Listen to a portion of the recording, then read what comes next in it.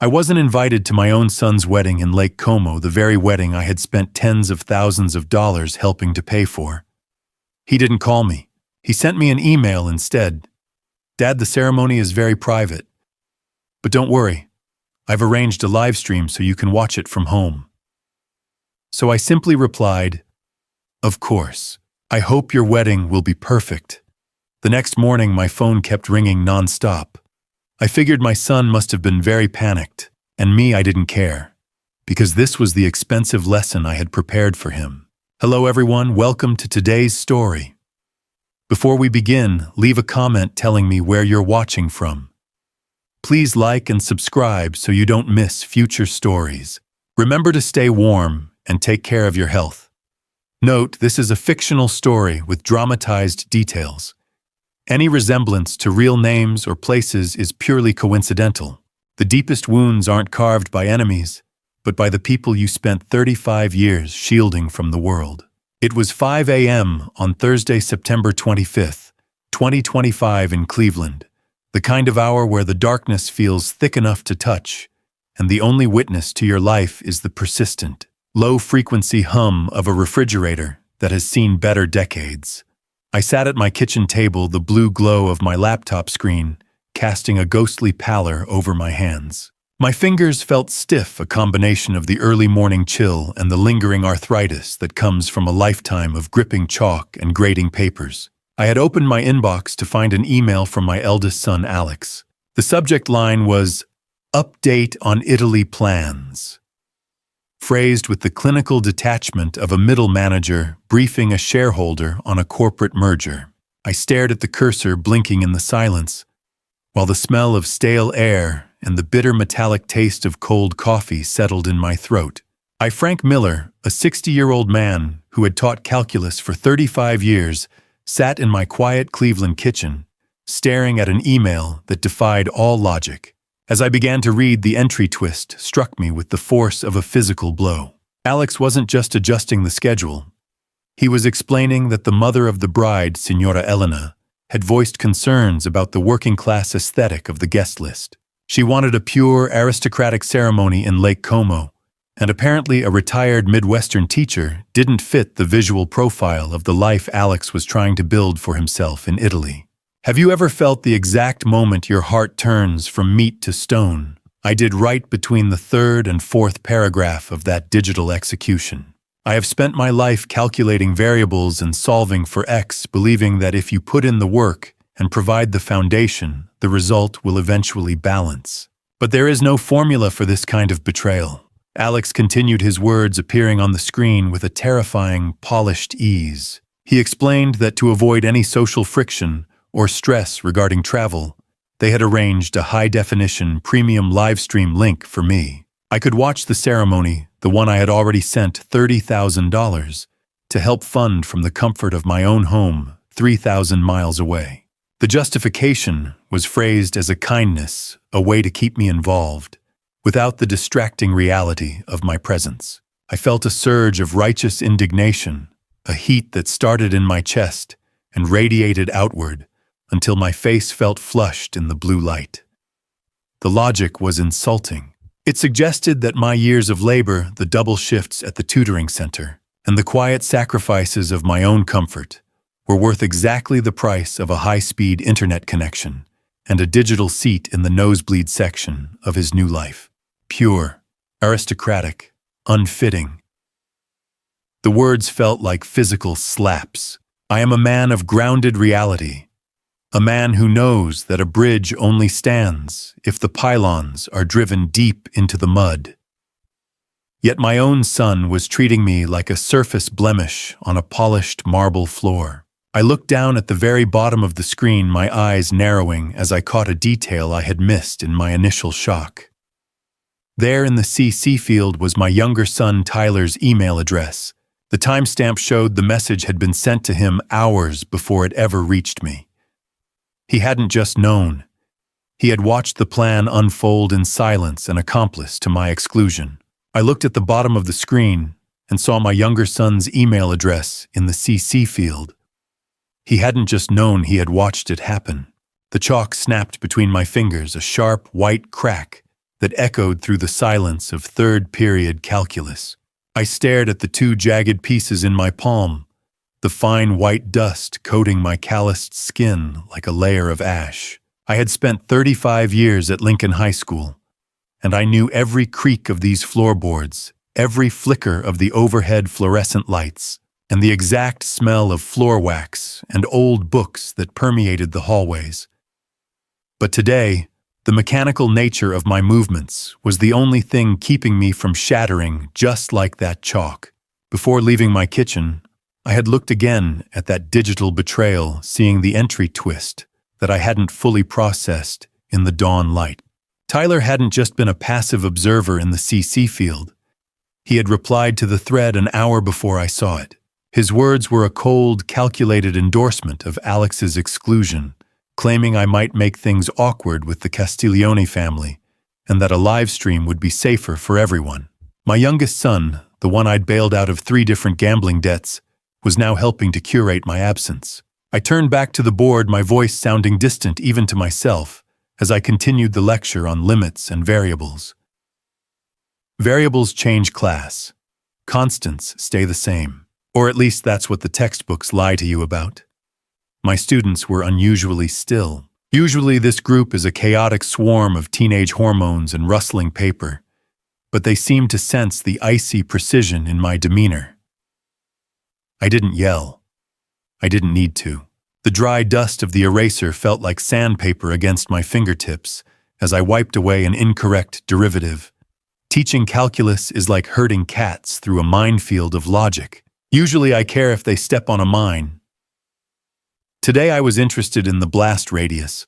I began to derive a complex limit on the board, my mind drifting toward the $158,000 currently sitting in an escrow account, the blood of my family home which I had sold to fund Alex's European fantasies. I looked at the class, the brass school keys heavy in my pocket, and realized the math of my life was fundamentally broken.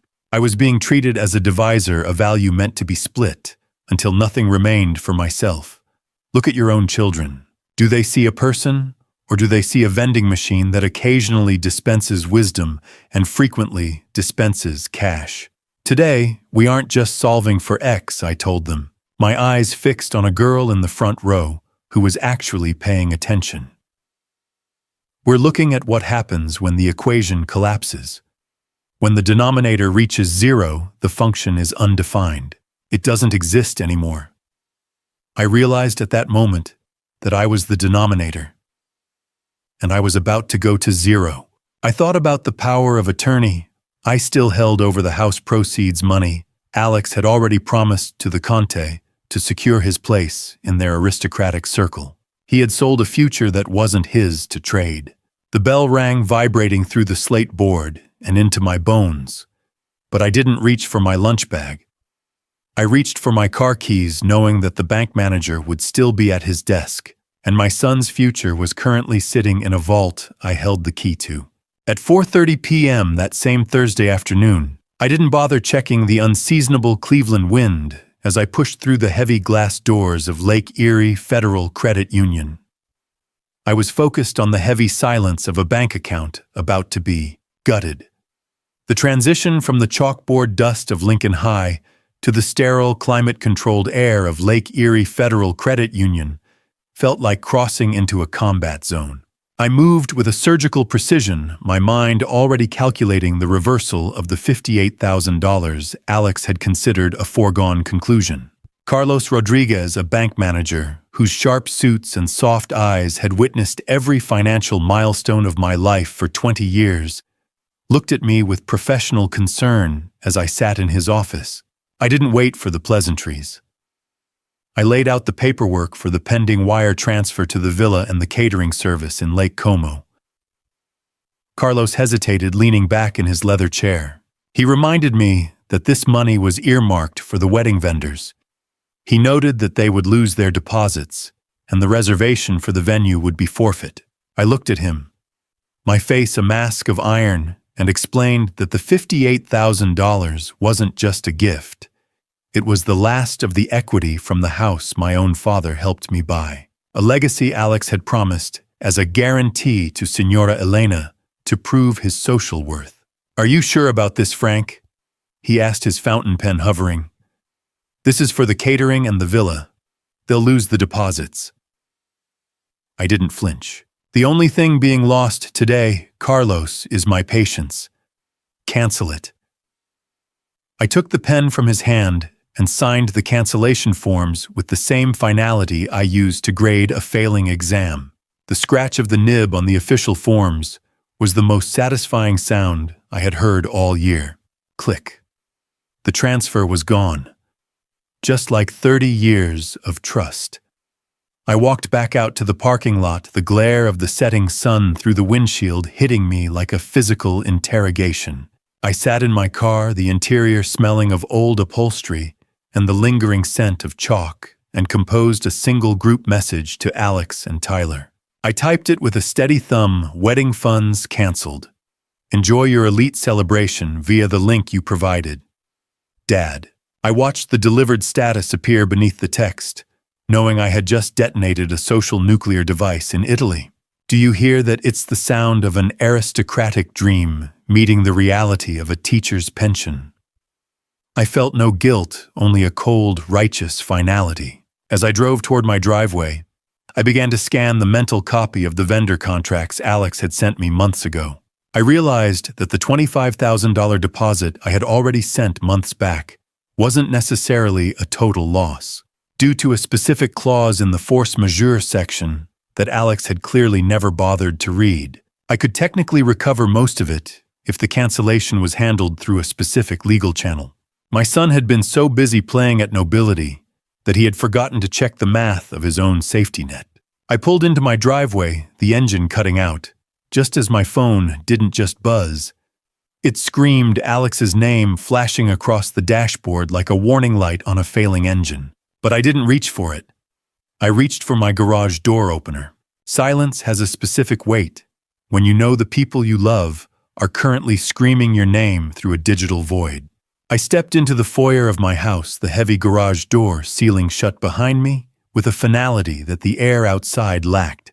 My phone continued to pulse against my thigh, a frantic, rhythmic vibration that I chose to ignore as I navigated the familiar darkness of the hallway. The house felt like a museum where someone had just smashed the glass cases, an alien structure that had once been a home, but now served as a repository for 35 years of misplaced trust. I didn't turn on the lights. I didn't need a son's gratitude tonight. I needed my father's ghost. I moved toward the stairs, my eyes adjusting to the gray silhouettes of the furniture. I had lived in this Cleveland split level for decades, yet I felt like an intruder walking through the wreckage of a peace treaty. As I reached the bedroom, I realized the safe wasn't just left open. The code had been reset to a default I hadn't used in years, suggesting the intruder had time to linger and play with the very logic of my security. I sat on the edge of the bed, the mattress sighing under my weight. The air smelled of cedar and old paper, a scent that usually promised comfort, but now carried the acrid tang of a violation. My goal was simple. I wanted to touch the cold steel of my father's 1982 Omega Seamaster. It was the only constant left in an equation that had been solved with a deficit. Opening a safe is a lot like solving a quadratic equation. One wrong move and the whole thing remains locked behind an invisible wall of logic. My fingers found the dial by mechanical memory, though my mind was elsewhere. I noticed a minute scratch near the keypad, a silver scar on the black finish that hadn't been there when I tucked my documents away last Tuesday. The click of the locking mechanism was a dull, heavy sound that seemed to vibrate through the floorboards. I swung the door open, the hinges moving with a familiar oiled silence. The red velvet box was sitting exactly where it should be centered, on the middle shelf next to my birth certificate and my pension papers. My hands didn't shake until I felt the weight of the box, or rather the lack of it. It felt lighter than it did a month ago, as if the very atoms of the object inside had evaporated into the stagnant air of the bedroom. Empty. The word didn't just describe the box. It described the last 30 years of my life. I stared down into the hollow center of the velvet. The lock hadn't been forced. It had been opened by someone who knew the numbers, someone I had trusted with the keys to my sanctuary.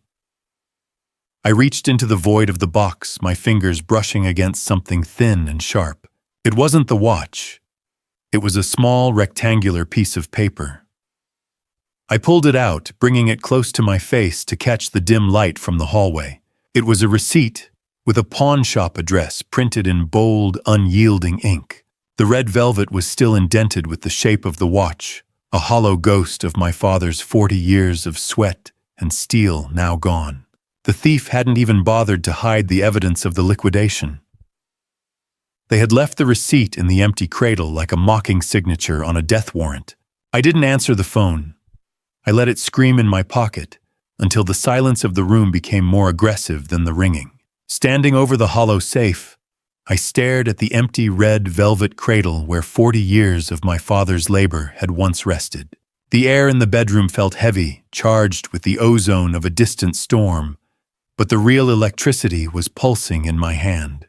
Finally, the ringing stopped, only to be replaced seconds later by a rhythmic, persistent vibration. Tyler. I pulled the device out and stared at his name flashing across the screen. I answered without a greeting, letting the cold vacuum of my bedroom do the talking for me. For a long, agonizing moment, there was only the sound of his ragged breathing on the other end. Then the floodgates opened. "Dad! Dad, are you there? You can't just kill the wire transfer. Signora Elena is going to crucify Alex if the villa doesn't get that deposit by morning." I stood perfectly still, my eyes fixed on the silver scratch on the safe dial. "I'm looking at the safe, Tyler," I said, my voice as flat as a heart monitor on a dead man. "Tell me why the velvet is empty." There was a sharp, audible hitch in his breath, the sound of a glass wall shattering. I didn't need to be in the room with him to know his face was draining of color. Tyler's defensive posture didn't just crack, it disintegrated. He had been the one to check the safe code for Alex weeks ago, making sure the old default still worked while I was out at the hardware store. "It was just a bridge, Dad." Alex said he only needed a temporary bridge to satisfy the Castiglione family's expectations for the dowry. He swore he'd replace it before you even noticed. I felt the heat of the phone against my ear, but my internal temperature was dropping toward absolute zero. He called it a bridge. I called it a grave for our family legacy. There was no room for error in this equation anymore. My sons had converted my father's sweat into a down payment on a lie of nobility. How do you teach a grown man that some variables aren't for sale? I'd failed that lesson somewhere in the last 30 years of raising them to believe the world owed them a soft landing. I listened to Tyler's frantic stammering, my own throat feeling dry and paper-like as the disgust settled in. Every word he spoke confirmed the premeditated nature of the theft. They had sat in this very house, perhaps at the kitchen table where I grade my exams and calculated the liquidation of my history. It wasn't just a desperate grab, it was a strategy. In his mounting panic, Tyler's logic began to fray completely. He let slip a detail that turned the cold in my veins to ice. The watch wasn't just sitting in a shop waiting to be redeemed. Alex hadn't just pawned it. He had used it as collateral for a private loan from a man Tyler sounded terrified of, someone who didn't deal in bank hours or legal contracts. "Dad, if Alex doesn't get that money back to the shop, he's not just losing the watch, he's losing everything," Tyler whispered, his voice trembling with a genuine fear I had never heard before. Then the line went dead, leaving me in a room that felt too small to contain the rage I was about to unleash. Headlights cut through the Cleveland mist, sweeping across my living room wall, like a searchlight looking for a fugitive. I stood behind the screen door, my silhouette as rigid as a sentry's. The car idled in the driveway for a long, agonizing minute, its engine a low, rhythmic growl that matched the thrum of my own pulse. Finally, the ignition clicked off, and the silence of the night rushed back in, heavy and damp with the smell of lake air. Tyler Miller, my 29-year-old younger son, stood on my porch, with the hunched shoulders of a man perpetually hiding from his own shadow. He was a landscape architect who seemed more comfortable with blueprints than bloodlines, and right now he looked like he wanted to dissolve into the concrete. "You look like a man who hasn't slept, Tyler," I said, not moving to let him in, "or a man who's been running." He didn't look up, his eyes fixed on his own scuffed boots. "I didn't want any of this, Dad." Alex said it was the only way. The entry twist felt like a new fracture in a broken bone. Tyler admitted that weeks ago, Alex had forced him to film me during a practice run, recording my reaction to a false alarm, just to see if the safe code was still the same. I stepped aside, and the damp mist followed him into the hallway. We migrated to the kitchen, where the cold linoleum floor seemed to leach the heat from my feet. Tyler sat at the table, his hands trembling so violently that his teeth began a faint staccato chatter. The ticking of the wall clock sounded like a hammer against my skull. I didn't offer him coffee. I didn't offer him anything. Think about that for a second. Truffles. A mushroom that grows in dirt was more important to my son than his own heritage. Tyler spilled the numbers with the frantic desperation of a man emptying a sinking boat. Alex had pawned our history, the 1982 Omega Seamaster, for a mere $5,500. It was a fraction of its value, a rounding error in a life built on steel and sweat. Alex had needed the cash for a rehearsal dinner designed to dazzle the Castiglione family. He wanted vintage Brunello and a specific grade of Italian fungi to prove he belonged to a world that would never have him. $5,500. I repeated the math, tasting like poison. That's what 40 years of Grandpa's life was worth to your brother. Tyler's face was slick with an oily sheen of sweat that caught the fluorescent light. He whispered about Signora Elena and the need for old money taste, as if a luxury label could mask the rot in his character. Shame is a powerful motivator, but greed is a god that demands human sacrifices. I watched my son, a man I had fed and clothed and bailed out of gambling debts, and I realized he wasn't just a bystander. He admitted that he had taken a $500 silence fee from Alex 3 weeks ago, the exact night the watch disappeared, to clear an immediate threat from a local bookie who had been calling him every hour. He hadn't just watched the house burn, he'd taken a handful of embers to warm his own hands. I looked at my younger son and realized the rot didn't stop at Alex. It had seeped through the entire foundation of what I thought was my family. The realization was as cold and precise as the calculus I taught every morning. Grief isn't just about what you've lost. It's about the ghost of the routine you can't seem to quit. I sat at my desk in the empty classroom, the sterile smell of dry erase markers hanging heavy in the air during my free period. The school was a hive of muffled noise beyond the cinderblock walls, but in here the silence was amplified by the physical absence of weight on my left wrist. Instinctively, my right thumb and forefinger reached across to begin the ritual I had performed for 44 years. I caught my hand mid-air, a clawed gesture grasping at nothing but the pale strip of skin where the Omega Seamaster used to live. I looked at my bare skin and felt more naked than if I'd walked into school without a shirt. It was 16,000 nights of steel clicking against steel, now reduced to a phantom itch. I remembered a conversation from years ago, one that had seemed harmless at the time. Alex had asked for the watch as a graduation gift, a bold request even then. My refusal had been firm-rooted in the idea that some things are earned, not gifted. I see now that was the precise moment the gears began to turn in his head, a long con calculation to bypass the lock on my safe. Memory is a treacherous calculator. It always rounds up the good times and omits the interest on the pain. Sitting there, I was pulled back to 1982 to the retirement party at Cleveland Steelworks.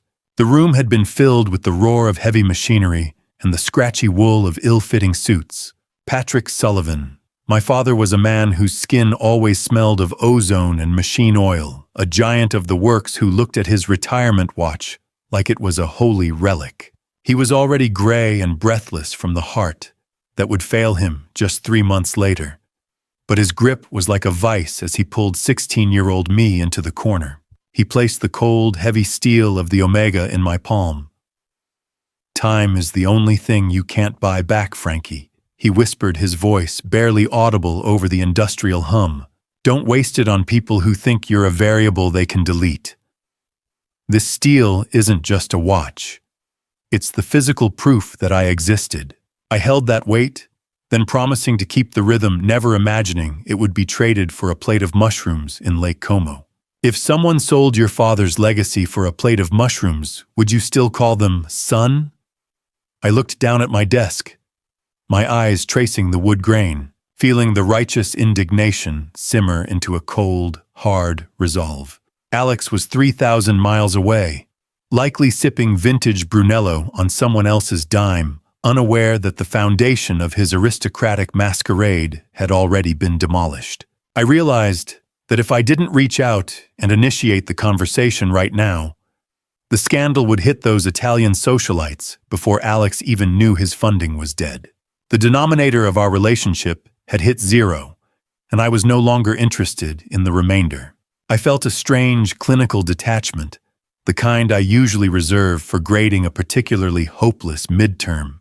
The school bell suddenly screamed a sharp ring that shattered the 1982 fog and vibrated through my teeth. I realized I wasn't winding a watch anymore.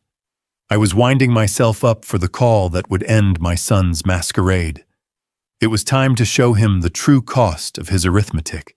I didn't use my cell phone.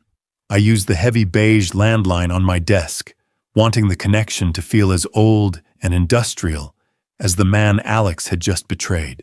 The plastic smell of the old receiver was a sharp contrast to the digital sterile air of the modern world, a tactile reminder of the foundations Alex was currently trying to incinerate. I dialed the international code for Italy, the numbers burning into my mind like the final lines of a proof that had gone horribly wrong. As the transatlantic static crackled in my ear, I sat back in my chair, my eyes fixed on the cold linoleum of the classroom floor. The international ringing tone began a slow, rhythmic pulse that sounded more like a warning than a call.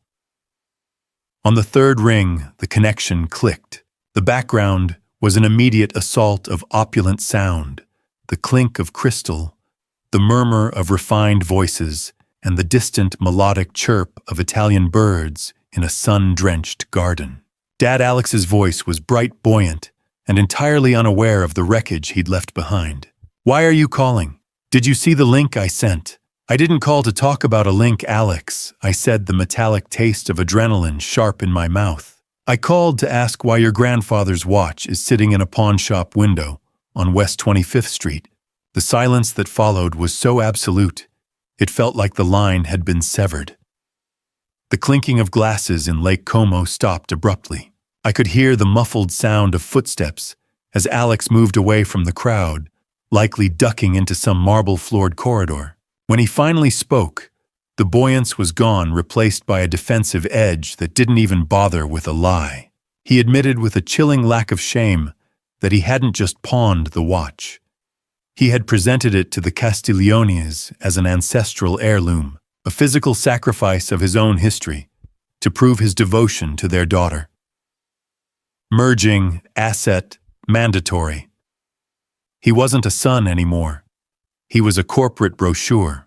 He started talking about the rehearsal dinner as a mandatory investment in his future, a necessary move to secure the Castiglione merger. "It's just a watch, Dad. I'll buy you a better one once the deal goes through. You can't buy back 40 years of sweat, Alex.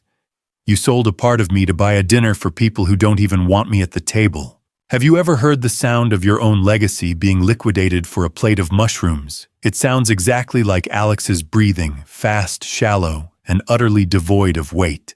He continued to justify the theft, as if he were explaining a sensible business pivot, reducing my father's entire existence to a dormant asset he'd finally made useful.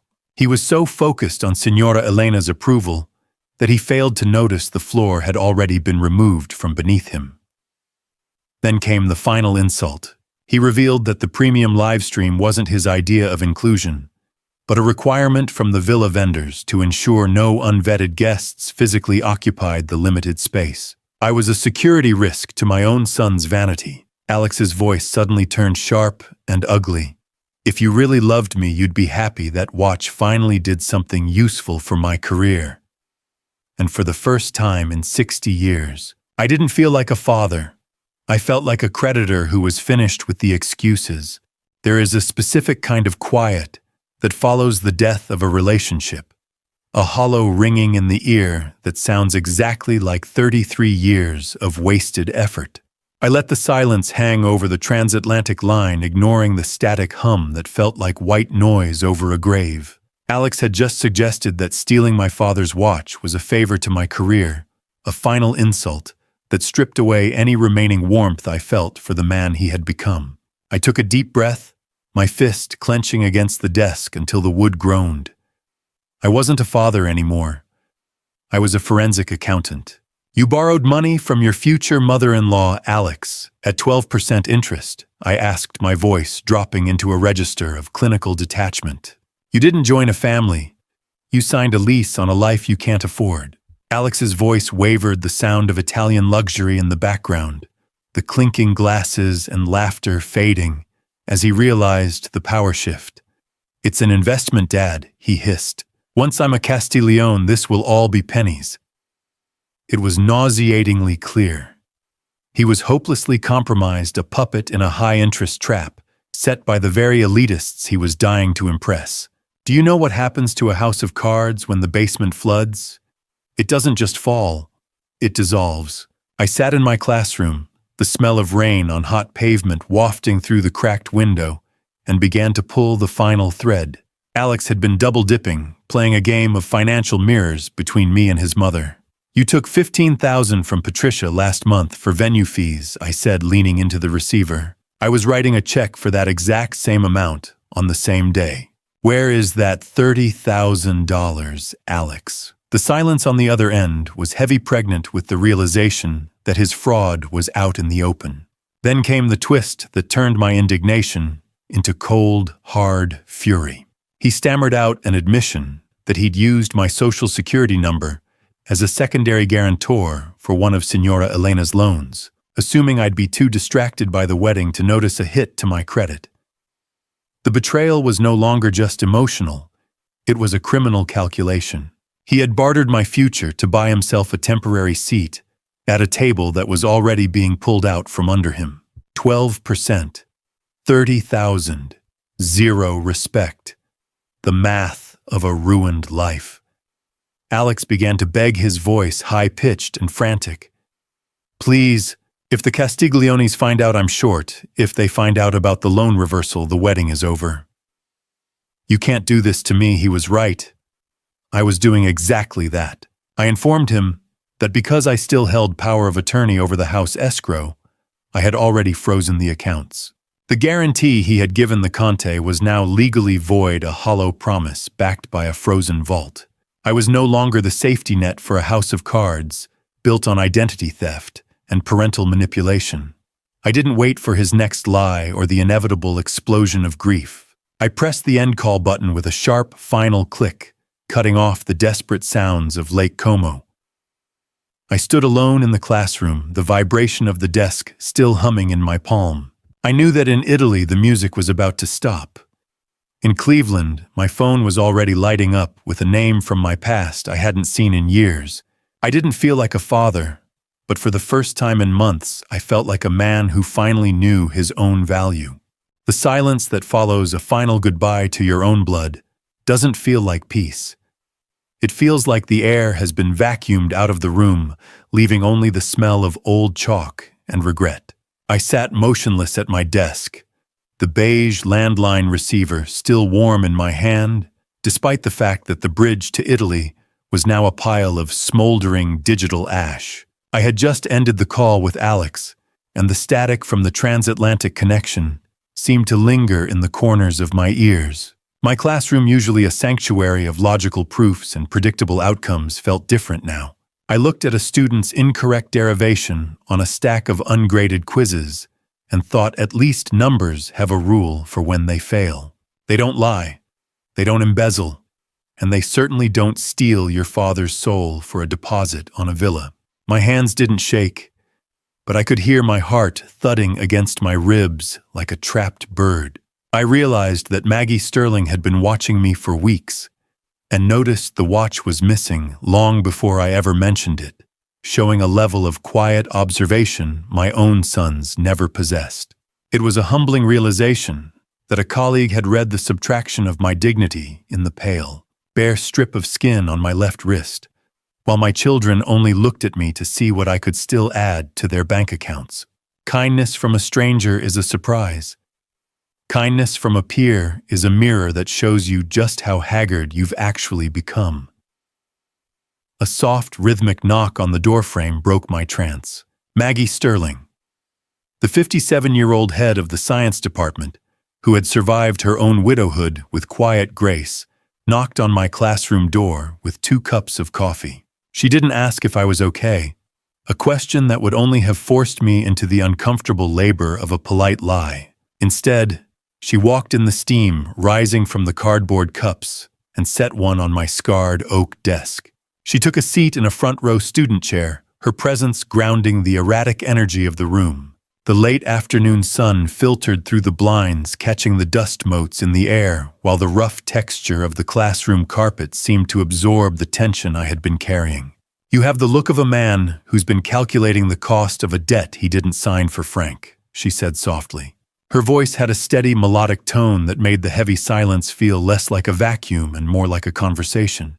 Coffee? Black? No sugar? Just like the truth Maggie was about to pour out. She shared the story of her own husband's passing, telling me about the cheap $50 bracelet of tin and glass he had left her. "It holds more weight than the gold in a vault," she explained, "because he gave it to me when we had nothing but time." It was a lesson in emotional currency that I wasn't prepared for. I had spent my life thinking that providing the steel and the safe was the definition of fatherhood, but I was staring at a zero-sum game. However, the warmth of the coffee was quickly replaced by a cold spike of adrenaline. Maggie leaned in her voice, dropping to a teacher's whisper that signaled the end of the comfort. "Frank Alex didn't just call you. He called the district office asking about your pension status." She revealed that the principal had already received a confidential inquiry about my recent financial behavior. Alex wasn't just begging for a bailout anymore. He was moving from status-seeking to professional sabotage, attempting to audit my very life to see what he could still squeeze out of the remains. A son calling his father's employer to hunt for a pension isn't just a betrayal. It's an autopsy performed while the patient is still wide awake. I sat in the dimming light of my classroom, the dry, bitter taste of remaining coffee coating my tongue like a film of ash. Maggie's words about the district office didn't just break the silence. They shattered the last remaining pillar of my paternal delusion. I realized then that Alex wasn't just looking for wedding funds anymore. He was attempting to secure his inheritance before I even had the decency to die. He wanted to see if the vault was still warm, checking the structural integrity of my retirement plan with the cold eye of a scavenger. Then Maggie delivered the entry twist that made the air in the room feel thin and freezing. She revealed that Tyler was the one who had provided Alex with the specific internal contact numbers for the district office. My younger son, the quiet one, the one who had stood on my porch smelling of fear just days ago, was actively assisting in the financial hunt. They were working together now, a pair of vultures coordinating a strike on the living. Maggie watched me with a stillness that only someone who has survived a house fire can possess. "They don't see a father, Frank," she said, her voice cutting through the ticking of the institutional wall clock. "They see a retirement plan that's taking too long to mature." She began to tell me how her own son had tried to seize her home after her husband died, filing papers, while the funeral flowers were still fresh. It was a mirror to my own nightmare, a reflection of a generational rot I had tried to ignore. When does a child stop being a blessing and start being a creditor? In my case, it was the moment I said no to a truffle dinner. I felt a cold clarity settling into my bones, replacing the frantic heat of indignation with a surgical distance. I was beginning to understand the math. If you stop giving and they stop calling, the equation is solved. They weren't in your life for the company, they were there for the dividends. Maggie stood up and walked toward the lounge area, the scent of stale microwave popcorn from the faculty room drifting in through the open door. We moved to the teacher's lounge, where the scratchy fabric of the old sofa felt like burlap against my skin.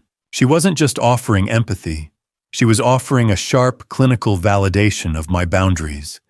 "You aren't losing your children, Frank," she insisted. "You're losing users. You're losing people who loved you for what you could do, not who you are." I felt like a bridge that had been used for decades to cross a river, only to find the people on the other side were trying to sell my bricks. It was a brutal metaphor, but it fit the ledger of one-way transactions that had defined my relationship with my sons for far too long. Then Maggie revealed her final move. She wasn't just theorizing about social parasites. She had already contacted a lawyer friend specializing in elder law and asset protection.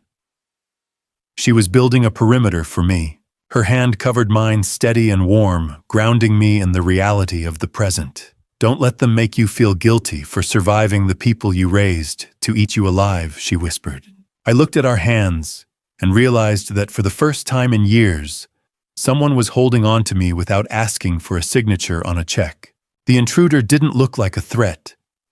She looked like a walking advertisement for a life I had just decided I would no longer subsidize. As I pulled into my driveway, the hardened, analytically distant mood Maggie had instilled in me solidified into a cold wall of granite. A sleek black European SUV was idling in my spot, its engine a low, expensive thrum that vibrated through the steering wheel of my aging sedan. Sloane, a woman whose smile was as sharp and expensive as the designer sunglasses perched atop her head, stepped out of the SUV with the practiced grace of a debt collector in silk. She was in her early 30s, wrapped in high-end leisure wear that probably cost more than my monthly mortgage. "Mr. Miller, I'm Sloane," she said, her voice a polished weapon. "I've seen your face in so many of Alex's childhood photos. It's a shame you're letting them gather dust while he's falling apart." The entry twist landed before she even reached my porch. She accidentally mentioned a project deadline at the firm, revealing she wasn't just a friend of the bride, but a junior partner at Alex's marketing agency. This wasn't a social visit. It was a corporate recovery mission for an investor in my son's fake persona. "If you're here for the business of my son's vanity, Sloane, you've traveled a long way for a closed account," I replied, stepping out of my car and meeting her gaze without blinking. We stood in the chill of the evening air, the smell of her expensive perfume clashing with the Cleveland exhaust. She followed me toward the porch, her heels clicking on the concrete with a rhythmic, irritating insistence. "Legacy. Legacy is what you leave behind when you're dead. I'm still breathing, and I'm taking mine back." Sloane didn't miss a beat, pivoting from faux warmth to a calculated pressure. She painted a vivid, hysterical picture of Isabella's aristocratic humiliation and Alex's impending social death among the Lake Como elite. She claimed I was single-handedly destroying a legacy. I ran my hand along the rough wood of the porch railing, feeling the grit under my fingers. "You're being cruel, Frank," she snapped, her eyes flashing. "Isabella is hysterical. The vendors are threatening to walk. This will destroy your family forever. Do these people realize that money doesn't just grow on trees? It grows on 60-hour work weeks and skipped vacations." I looked at her, seeing only the vacancy behind the designer lenses. "A villa doesn't make a marriage, Sloane. Tell them to find a judge and a $2 ring. Love doesn't need my house proceeds to be valid." She looked at me then, as if I were a difficult equation that refused to balance, her composure finally beginning to fray at the edges. Her voice rose, attracting the attention of a neighbor walking their dog. "You don't understand the world they live in. If this fails, Alex's reputation is gone." I didn't flinch. I let the silence of the street do the talking for me. As she realized the charm offensive had hit a dead end, She retreated toward her idling SUV, but not before launching a final, jagged threat. She screamed over the roof of the car that Signora Elena had already called a private investigator to look into my history, signaling that this war had escalated far beyond the confines of a bank account. I didn't give her the satisfaction of a response. I stepped inside and slammed the door so hard, the glass rattled in its frame.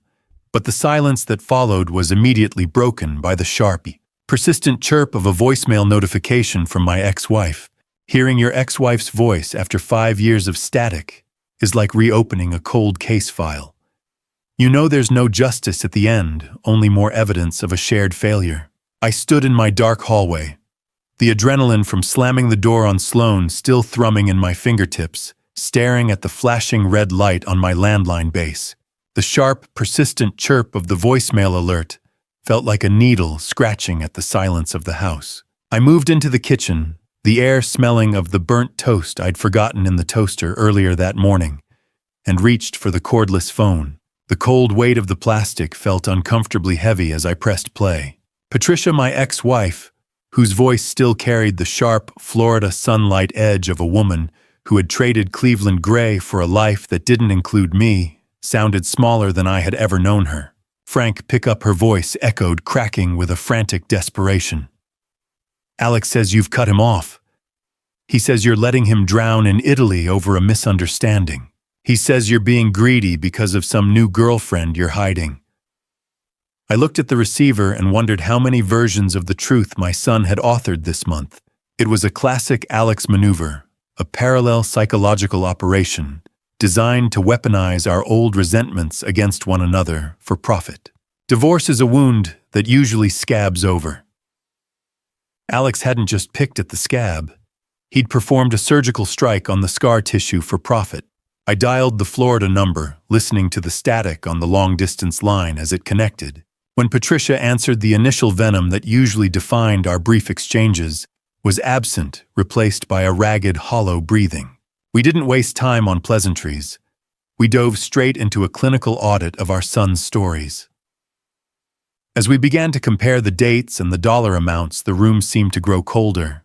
"Wait, Patricia," I said, my voice dropping into the precise tone I used for complex derivations. "You sent $15,000 for the florist on the 12th. I sent the exact same amount to the same account on the 14th. There was a long, terrible silence on her end. "He didn't just double-dip, Frank," she whispered. "He used our resentment of each other as a business model. We went down the list line by agonizing line, totaling the redundant funds we had both been manipulated into sending for the exact same emergency deposits. The math didn't lie even if our son did. $30,000. That's not a mistake. That's a heist." I sat down at the kitchen table, feeling the weight of the betrayal pressing against my chest like a physical leaden sheet. Alex had played us like two opposing variables in a game he'd already rigged. He told Patricia I was a bitter, aging man obsessed with a fictional girlfriend, and he told me she was out of the picture and refusing to contribute a dime. But the final twist was the most devastating. Patricia admitted through her sobs that she didn't just empty her savings to fund the Italian dream Alex had sold her. She had taken out a second mortgage on her condo in Boca, $15,000, at 6.5% over 15 years. "Frank, if that money didn't go to the wedding, I'll be paying for his lie until I'm 73 years old." She was leveraged to the hilt for a wedding that was essentially a theatrical production of her own financial ruin. Patricia's sobbing breath hitched as she whispered, "Frank, if that money didn't go to the wedding, where is it?" And I knew the answer was sitting in a high-stakes account I was about to dismantle. I didn't have the heart to tell her about the watch yet. One audit at a time was all I could manage before the walls closed in. I didn't hesitate when I pushed open the heavy oak doors of the law office. I was moving with the momentum of a man who had finally stopped trying to balance an impossible equation. The crisp morning air of Cleveland clung to my coat, but inside the atmosphere was thick with the scent of old, leather-bound books and the quiet hum of high-stakes bureaucracy. Rebecca Winters, an attorney whose gray suit was as sharp as the legal mind that had dismantled some of Cleveland's messiest estates, looked at me with a professional's lack of judgment. As I sat across from her, she dropped a file onto the desk that contained the first entry twist of the afternoon. She informed me that Alex had already tried to contact her office weeks ago, masquerading as my representative to inquire about a premature inheritance transfer. My own son had been trying to rob me before the dirt was even dry on his wedding invitations. "I want them out, Rebecca," I said, my voice steady and devoid of the heat that usually accompanies such a statement. Not just the house proceeds, but the life insurance, the pension residuals, everything. I was essentially performing a clinical dissection of my own legacy, removing the cancerous elements to save the healthy tissue. Rebecca leaned back, the scratch of her high-end fountain pen pausing over a yellow legal pad. "Frank, this is a total disinheritance," she warned. "Once I file this, there's no going back without a complete mental competency review. Have you ever signed your own name and felt 20 pounds of guilt just vanish into the ink? It's a better high than any expensive wine in Lake Como." I watched the ink dry on the heavy legal bond paper, feeling the weight of 30 years of parental obligation finally lift from my shoulders.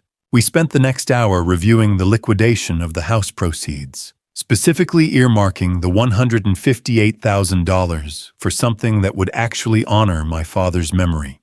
I signed the documents to establish the Patrick Sullivan Memorial Scholarship, intended for first-generation working-class students from the same streets my father had walked. My father didn't work those double shifts at the Cleveland Steelworks, so his grandson could buy truffle oil and Italian approval. He worked for the future, and today I was finally putting that future into the right hands. Done, signed, sealed. The Miller boys were officially on their own. The finality of the act was a physical sensation, like a heavy vault door closing in the back of my mind. I left the office and walked down the street to a local diner, a place where the air was thick with the greasy, comforting smell of frying onions and strong coffee. I realized I hadn't eaten a full meal since Alex's email arrived, and for the first time in days, the thought of food didn't make me feel nauseated. "I'll take the classic burger," I told the waitress, "medium well, and keep the coffee coming." The meal didn't taste like ash. It tasted like victory. As I waited for my bill, I pulled my phone from my pocket and saw a bright, annoying flash on the screen. It was a notification from my bank. Alex had just attempted to log into my secondary retirement account from an IP address in Italy, triggering an immediate fraud alert. I looked at the alert and smiled. Alex was still digging, but he didn't realize the ground beneath him had already been excavated.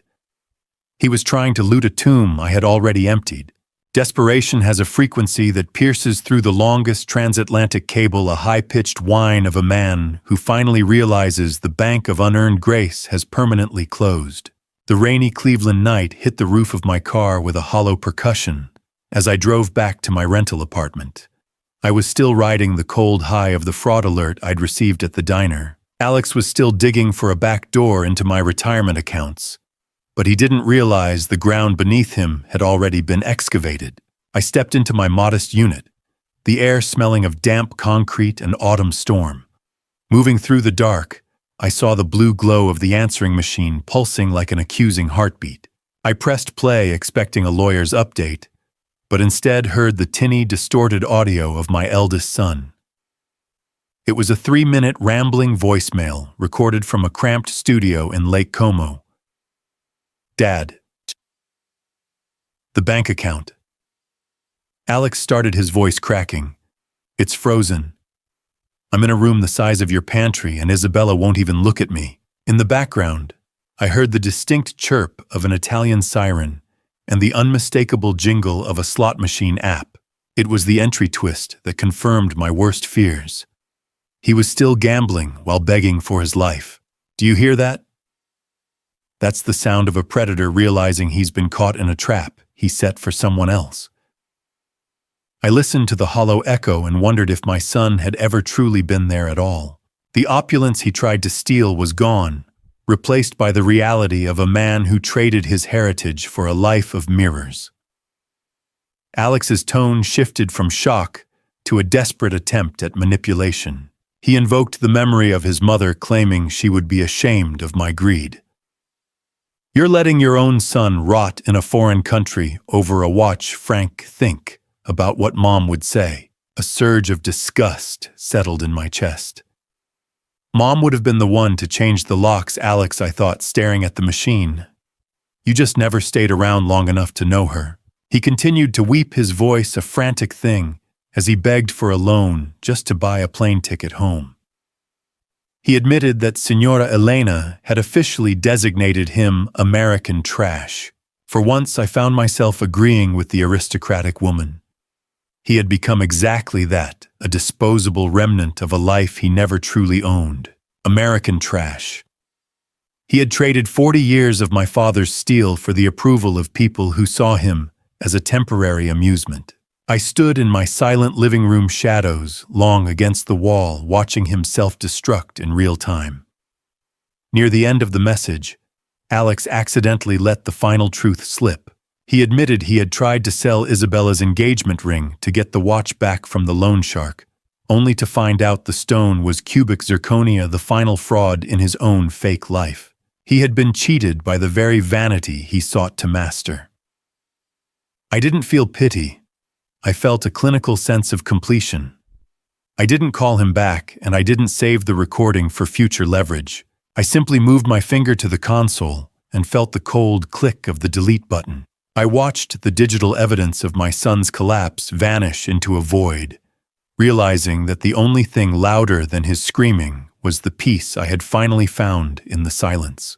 I was still staring at the phone's keypad, my finger hovering over the ghost of my son's voice, when the screen lit up with an international number I didn't recognize. The kitchen was already bathed in the sharp, clinical light of the morning sun, cutting through the blinds, casting long, barred shadows across the granite counter. I had just deleted the evidence of Alex's moral collapse, but the silence that followed felt precarious. The phone began to vibrate, a rhythmic, insistent hum against the stone that sounded less like a call and more like a drum roll for a final execution. I looked at the Varese, Italy tag on the caller ID and felt a weary, familiar defensiveness rise in my chest. I wondered how many more ways they could ask for money I no longer had, or demand respect I no longer felt. I braced myself for another round of Alex's frantic manipulation, or perhaps a legal broadside from Signora Elena herself. Instead of a frantic pitch, the persistence of the vibration felt stately, a demand for attention that carried a different kind of gravity. I slid the bar to answer the feeling of the heavy kitchen stool solid under me as I prepared for a new front in the family war. Before I could speak, the first entry twist landed. The voice on the other end revealed that he had been the one to leak the pawn shop information to Tyler weeks ago. He had been hoping I would be the one to stop this wedding, before his own family's toxicity destroyed it completely. Conte Giovanni, a man whose voice carried the weight of centuries-old Italian stone and the soft, tragic cadence of someone who had watched his own family rot from the inside out, introduced himself with a gravelly, deep baritone. His English was broken, but his dignity was intact, a rare combination in a story currently populated by polished liars. "Signor Miller, please," he said, his voice cutting through the transatlantic static. "I do not call for the bank accounts. I call because I have seen the face of a man who values his father's memory more than a villa's approval." The sound of his breath was heavy with a profound, quiet exhaustion. I sat there, the scent of cold coffee grounds from the morning's brew lingering in the air, stunned by the sudden shift in the narrative. "You are the first person from that side of the ocean to speak to me like a man, Conte, and not a cash register," I replied. It was a moment of cross-cultural parental solidarity I hadn't seen coming. We were just two men sitting in different time zones, both sifting through the wreckage of legacies we had tried to protect. His tone shifted, then dropping into a register of stark, unvarnished truth. Bankrupt. Not just in spirit. In the literal, cold, hard cash sense of the word. He admitted that Signora Elena had been carefully hiding the fact that her textile empire was currently in receivership. Alex hadn't been marrying into a dynasty. He had been clawing his way into a sinking ship of bankrupt pride. The irony was almost mathematical in its cruelty. Alex had sold my father's steel to buy a seat at a table that was already being repossessed.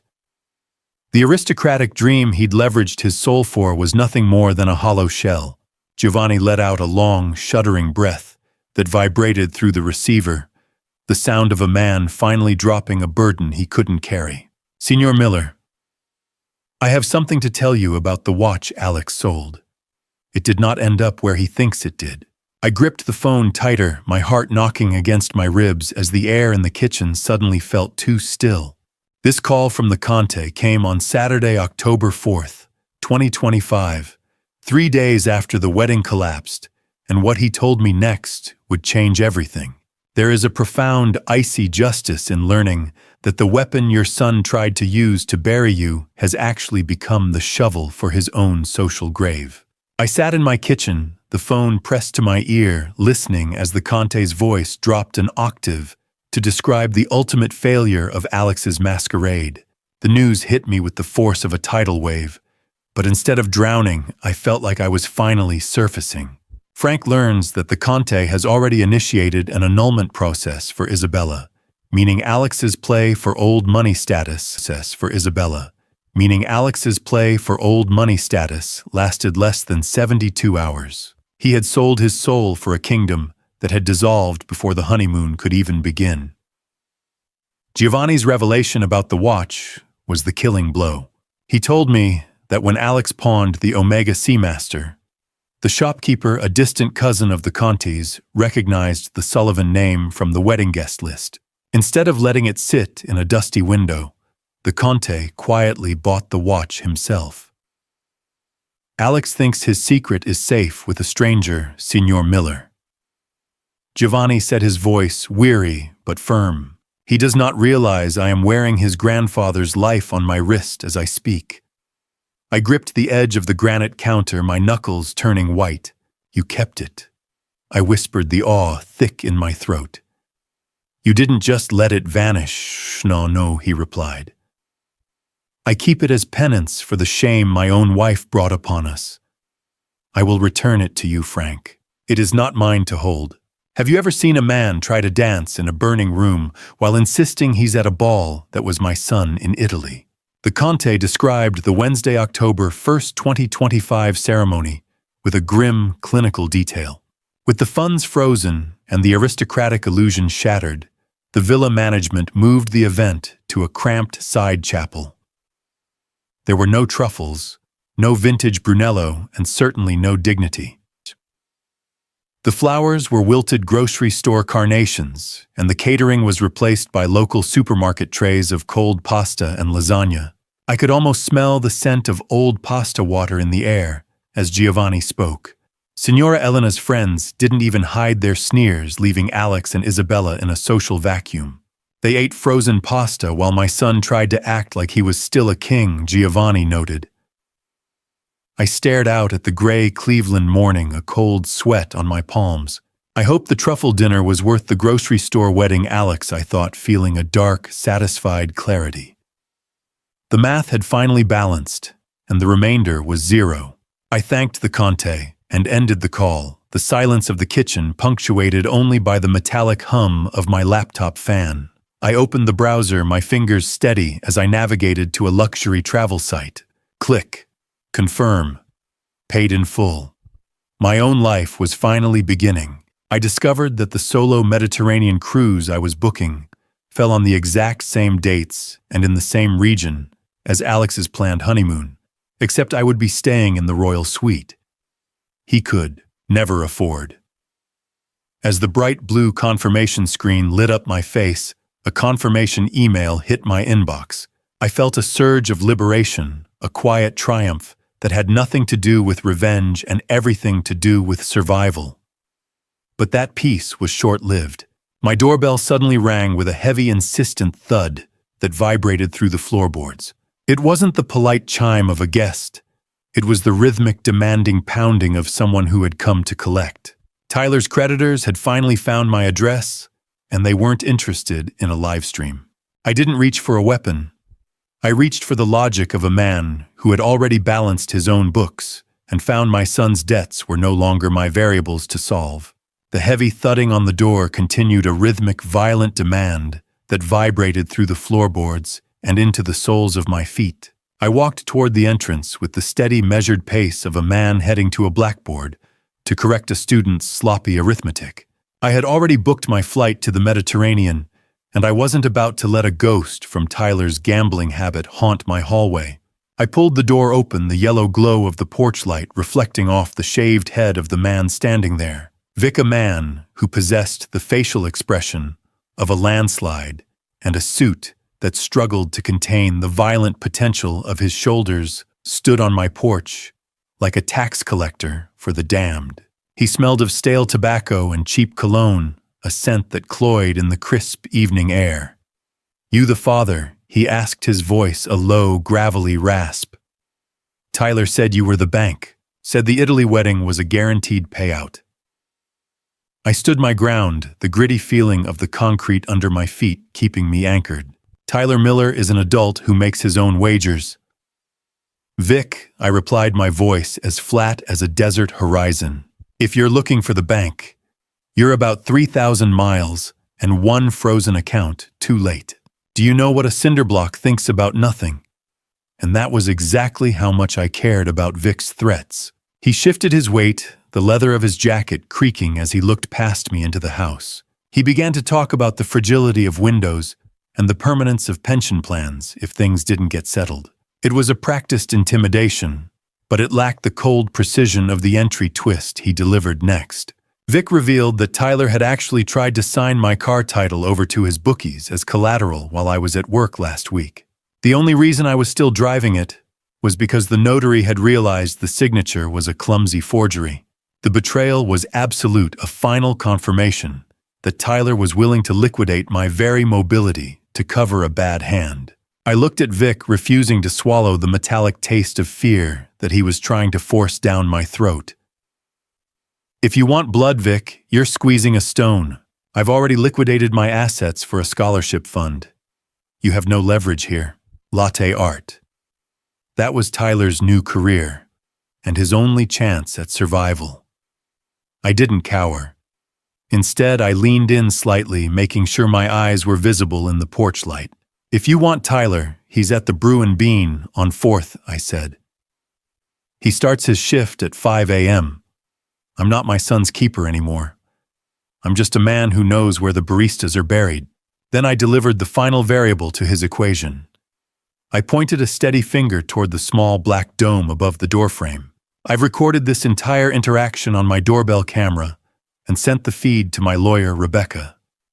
Any accidents to this house will result in an immediate criminal RICO investigation." Vic looked at the camera, then back at me, his eyes narrowing as he realized I was a different breed of target than my son. Just then, a sharp notification chirped on my phone.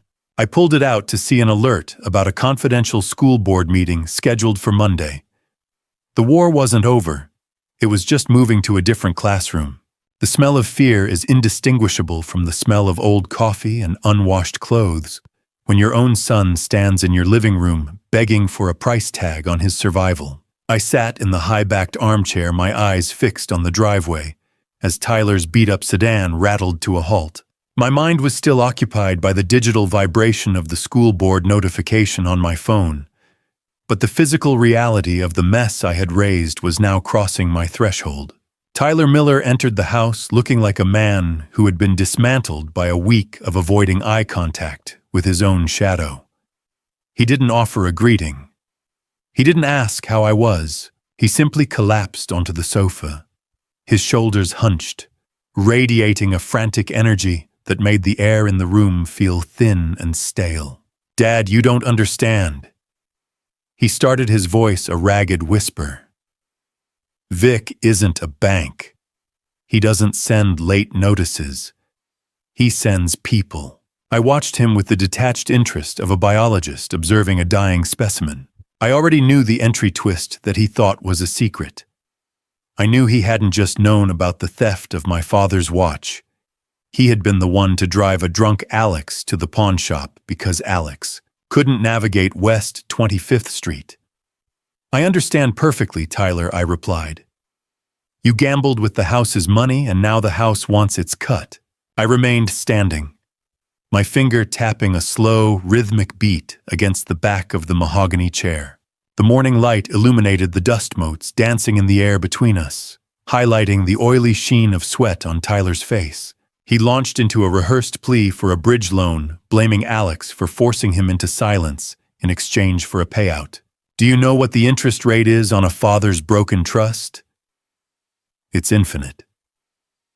And Tyler was trying to pay it off with copper pennies. He spoke about his debts as if they were a natural disaster that had befallen him, rather than a series of deliberate wagers. You knew about the Omega the night it left the safe. I interrupted, my voice cutting through his stammering. You watched me wind air for a week and said nothing because you thought a truffle dinner would pay your poker debts. He flinched as if I'd struck him, but the excuses kept coming. I was going to pay you back?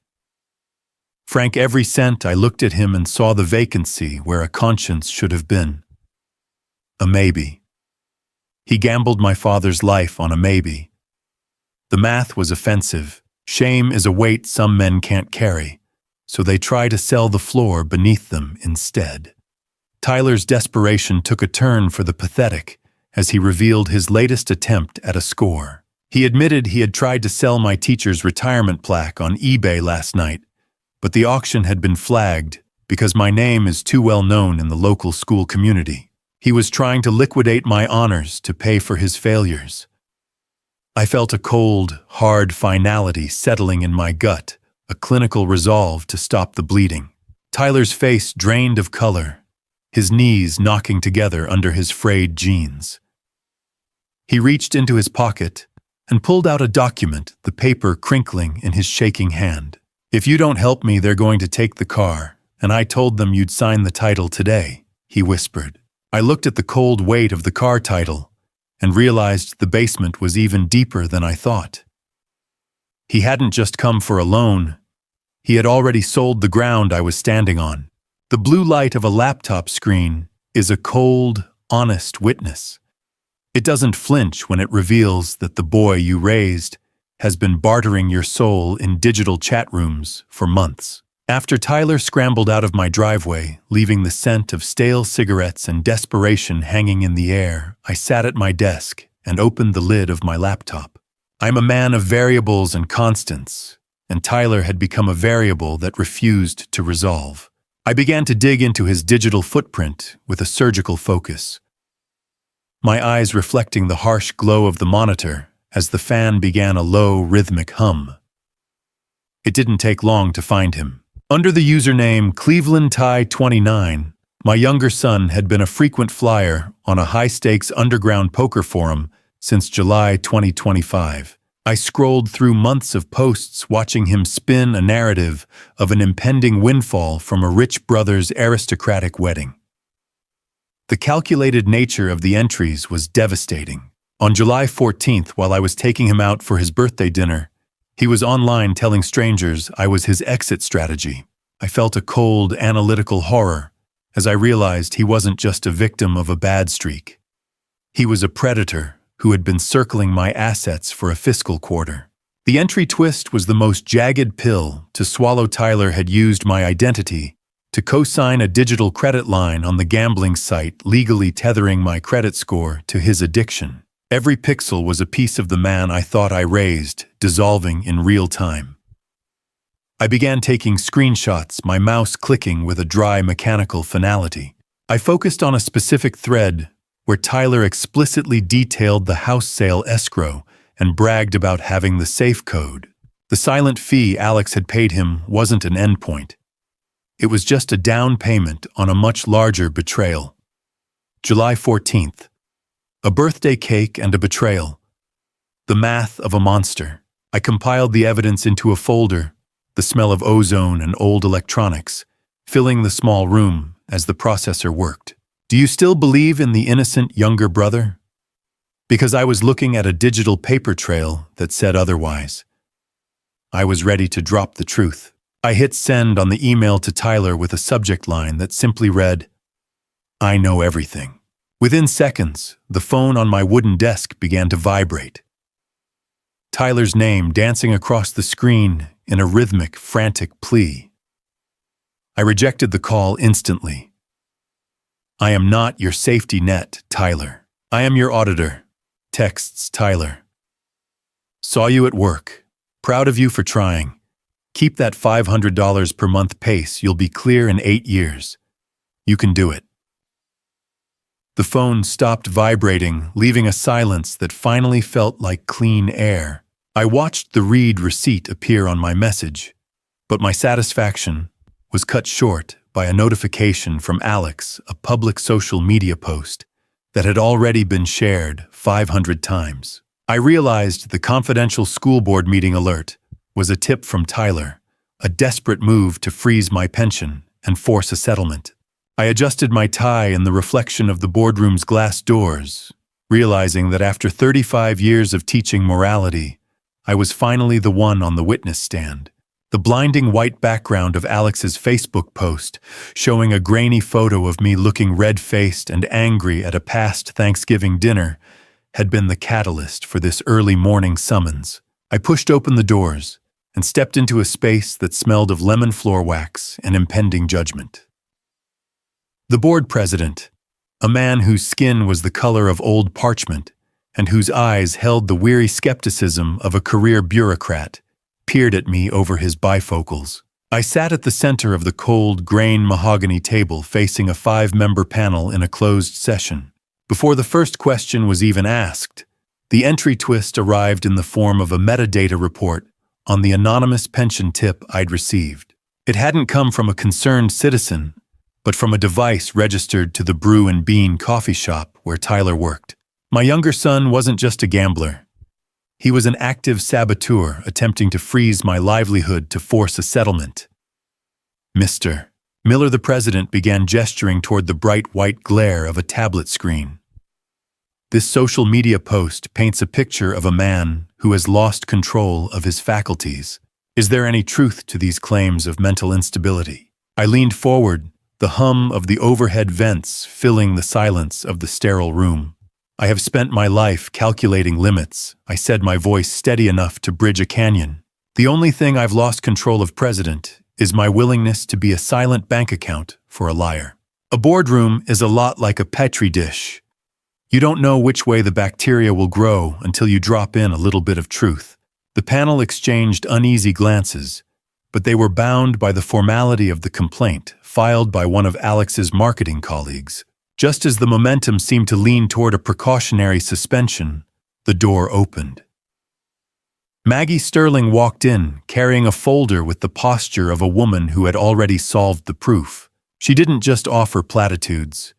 She laid out the pawnshop receipts and the digital fraud alerts Alex had triggered while trying to hack my accounts. Frank Miller is the most mathematically consistent man I know, she told them, her voice echoing off the sterile walls.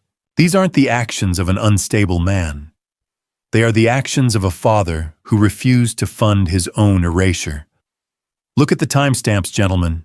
The attack on his job began only after the check for the villa was canceled, dismissed. The word didn't just end the meeting. It ended the hold my sons had on my future.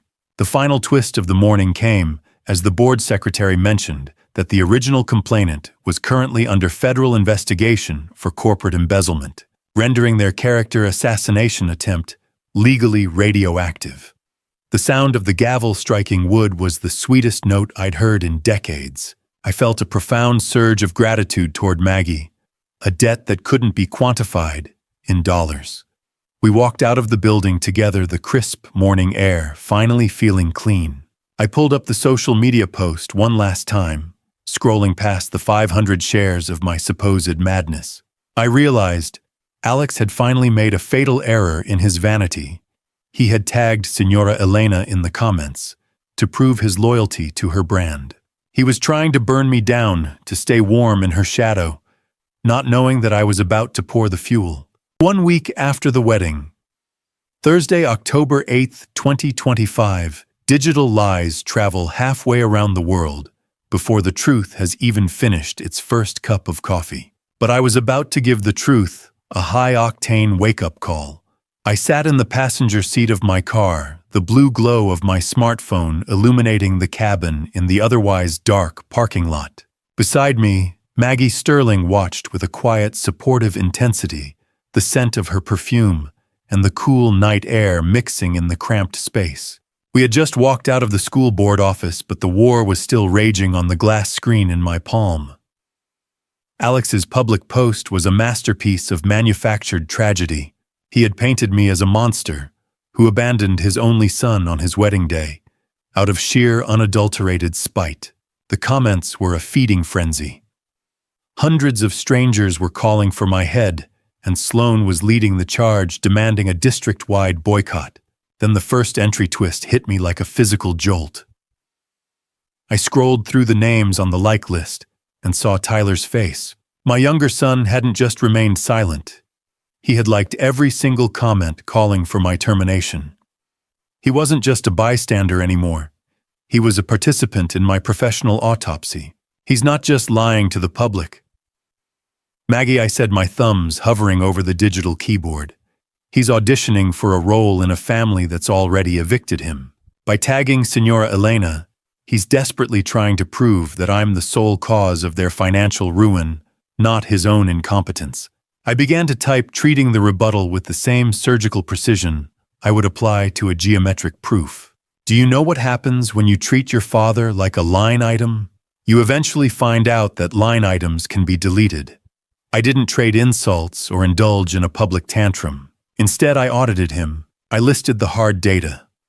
The theft of the 1982 Omega Seamaster, the $30,000 of double-dipped fraud, confirmed by his mother, and the high-definition livestream uninvitation.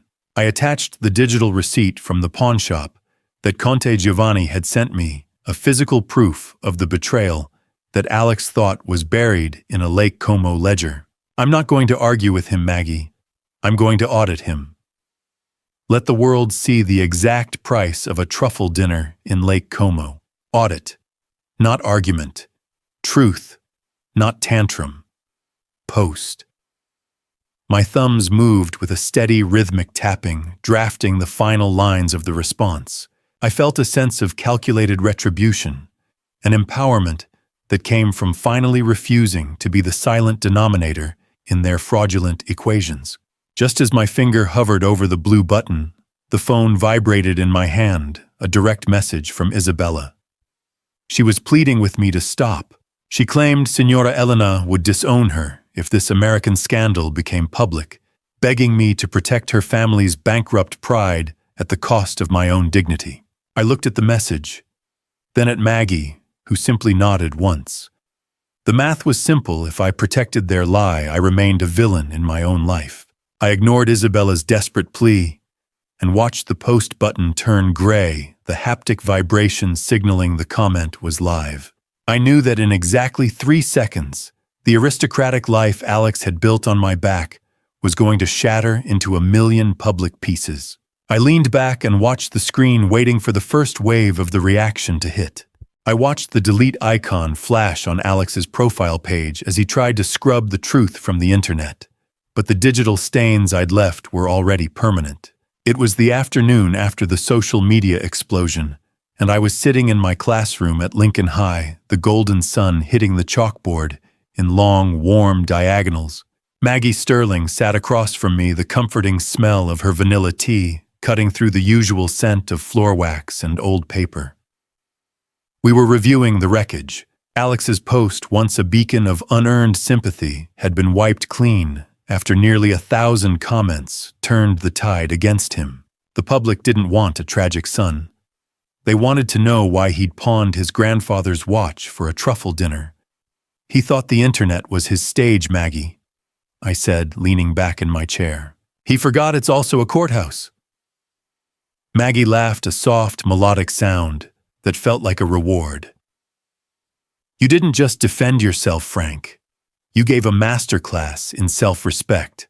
To my surprise, she then confessed that she had already looked up the cruise itinerary the night before, admitting she had been quietly hoping I would find the courage to ask her along. I felt an uncharacteristic surge of bravery a warmth in my chest that had nothing to do with the setting sun. I've spent 60 years waiting for someone else to give me permission to live. I told her, my voice more certain than it had been in decades. I'm done waiting. Would you like to see Greece with me, Maggie? I watched her eyes light up, reflecting the golden hour. Asking a woman to cross an ocean with you is a lot like introducing a new theorem to a skeptical class. You have to hope the logic is sound enough to overcome the fear of the unknown. I offered the autonomy of an adjoining cabin, a safeguard for her privacy and my own nerves. Adjoining rooms, Frank, she teased, her smile widening. You really are a man of variables and safeguards. I smiled back, the soft click of my laptop mouse echoing in the quiet room as I prepared to change the reservation from 1 to 2, Santorini. The word sounded like a prayer, or a promise. As I navigated the booking site, I stumbled upon a detail I had overlooked in my previous haste.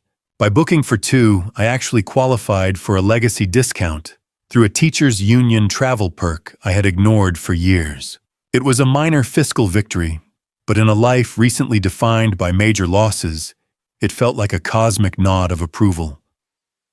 Done. Confirmed. The bright blue screen glowed with our names side by side. For a moment, the Cleveland gray outside the window seemed to dissolve, entirely replaced by the imagined blue roofs of the Mediterranean. Maggie's hand brushed mine as she stood up, a genuine warm expression on her face. It's a date, she said softly. The moment of peace was shattered by the annoying rhythmic buzz of my smartphone against the wooden desk. I looked down to see a series of hysterical, incoherent texts from Tyler. His car had been repossessed in the coffee shop parking lot, and he was currently stranded, begging for a rescue I had no intention of providing. I ignored the notification, letting the screen go dark, and chose instead to focus on the woman standing in front of me. The desperation of a gambler who has run out of collateral doesn't sound like a tragedy. It sounds like the high-pitched whine of a machine that finally stripped its gears. I stood in my hallway, the biting chill of a Cleveland draft snaking under the front door and biting at my ankles, while the phone in my hand vibrated with the kinetic energy of Tyler's total collapse. The Greek dreams I'd been sharing with Maggie felt a world away as I pressed the receiver to my ear. I didn't say hello. I simply waited. The sound of muffled traffic and the sharp, distant hiss of air brakes filled the line before Tyler finally spoke, his voice cracking into a sob. "Dad, they just hooked it," he gasped. "Right in front of the shop." I have nothing left to get to work. I closed my eyes, picturing the yellow hue of a street lamp illuminating the empty space where his sedan used to be. He explained that because I hadn't signed the title over to Vic, the dealer's secondary tracker had led the repo man straight to his place of business. Then came the entry twist that turned my pity into a cold, hard knot of disgust. Tyler admitted he had hidden a spare key to my own car in his pocket for weeks, planning to take it the moment his own situation became untenable. He was begging for my mercy, but he was still holding a thief's intent. I sat on the edge of my bed, the smell of wool and mothballs rising from my winter coat, as I prepared to pack it away for good. "You have the same thing everyone else in this city has. Tyler," I said, my voice as flat as a horizon line. 2 feet and a bus schedule. He let out a wail that sounded more like a wounded animal than a 29-year-old man. "It's freezing out here, Frank.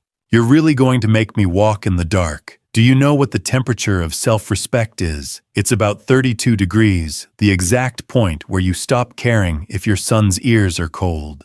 I systematically rejected every piece of emotional blackmail he threw at me.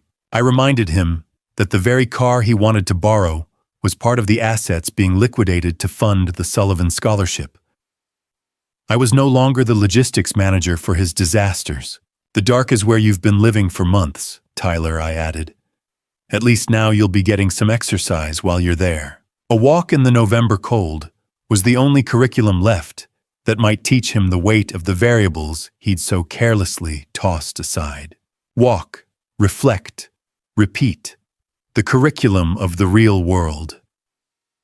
I listened to his stuttering excuses, the frantic entitlement of a boy who believed the world owed him a soft landing. He tried to claim his survival depended on my sedan, but the math didn't add up. Survival depends on integrity, not a combustion engine.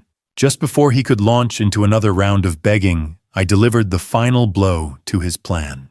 I informed Tyler that I had already changed the ignition cylinders on my car yesterday afternoon because I had anticipated exactly this move. I knew he had a key, and I'd already solved for that variable before he even knew the equation had changed. I felt a clinical sense of resolution as the line went silent on his end. The tactile click of the end call button was the most final thing I'd done all year. I hung up on his silence and went back to my packing list for Greece, realizing that the only thing colder than the Cleveland wind was the silence of a father who had finally stopped being a victim. It was time to find the watch. The bell above the door chimed with a tinny, desperate sound, the kind of noise that usually signals the end of someone's luck. But for me, it was just the start of an audit. I stepped into Gold and Grace Pawn on West 25th Street, leaving the muffled roar of Cleveland traffic behind. The air inside was thick and stagnant, smelling of stale smoke and old metal. I approached the plexiglass counter, my eyes scanning the cluttered shelves behind the yellowed light of the display cases. Bernie, a man whose skin looked like a cured ham, and whose eyes were perpetually calculating the scrap value of everything in the room, didn't bother looking up from his tabloid. "I'm not here to browse, Bernie," I said, my voice echoing in the small space. "I'm here for a watch that shouldn't have been in your window in the first place." I presented the pawn ticket information Tyler had dropped. Bernie let out a dry, rattling cough and finally met my gaze. "Look, pal, the ticket says it was a voluntary transaction. I don't police family squabbles." He then dropped a detail that felt like a jagged blade. Alex had told him the watch was an inheritance he received early because I was no longer of sound mind. My own son had used defamation as a lubricant for his theft. A pawn shop is a museum of failures, each tag a miniature tombstone for an object that used to mean something to someone. I felt the cold, greasy texture of the plexiglass under my fingers as Bernie finally pulled a heavy ledger from beneath the counter. I wasn't just looking for steel. I was looking for the last physical anchor of my father's 40 years at the mill. I felt a clinical coldness settling over me, a simmering tension that made my fingers itch to reach through the glass. Bernie flipped through the pages and stopped tapping a grimy finger on a line of ink. "It's gone, Frank," he said, his voice devoid of empathy. "Private collector. Wired the money from Varese before the ink on the tag was even dry." He explained that a high-end buyer from overseas had contacted him shortly after the watch was displayed, paying a premium to have it shipped immediately. Varese. The name sounded like a door slamming shut in a very large, very expensive house. Of course, it wasn't just a theft. It was a liquidation.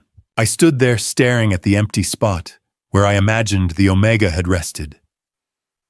But then a strange power reversal happened in my mind. I realized I didn't actually want the watch back if it meant being tethered to the trauma of the theft. I preferred it remain with the Conte as a symbol of the honor my sons lacked. I exited the shop empty-handed, but strangely at peace, the physical link severed, but the legacy preserved in a way Alex would never understand.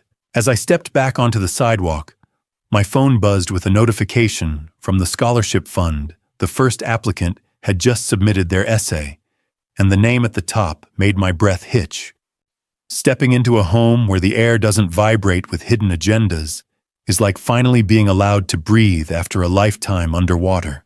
I arrived at Maggie's house for dinner, the soft blue glow of the scholarship portal still shimmering in my mind like a promise. I was introduced to David Sterling, Maggie's son, who had his mother's observant eyes and a firm handshake that spoke of a man who worked for a living rather than bartering for a lifestyle. Then there was Sarah Sterling, who greeted me with a smile bright enough to cut through the November chill, her energy a stark contrast to the hollow vanity I'd come to expect from the younger generation. I found myself waiting for the transactional tension the moment where David or Sarah would ask about my pension or my equity. Instead, they asked about my favorite books and why I still loved teaching calculus after 35 years. Mom told us, "You're the reason the scores at Lincoln are respectable, Mr. Miller," David said with genuine warmth. I realized I was waiting for the other shoe to drop, but in this house everyone just left their shoes at the door. I discovered that the brilliant scholarship applicant, whose name had stunned me earlier, was actually a student Sarah had mentored, a kid from the same steel mill background as my father. A healthy family is like a well-balanced equation. The variables might change, but the equal sign always remains in the center. I sat at their dining table, the smell of ginger and sesame oil filling the room, and watched a dynamic I hadn't known was possible. There was no manipulative guilt, no double-dipping for cash, and no bargaining for affection. I felt the warmth of the radiator against my back and the solid texture of a handmade ceramic plate in my hands. Before I described the moment, the contrast between our families became undeniable. Are you still watching this unfold with me? Comment A if you think integrity is born, or B if it's taught, and add one short reason. Please note what follows contains recreated details for narrative purposes. The message is what I hope stays with you. If you'd rather not continue, feel free to click away now. Pot stickers, not truffles. Respect, not ransom.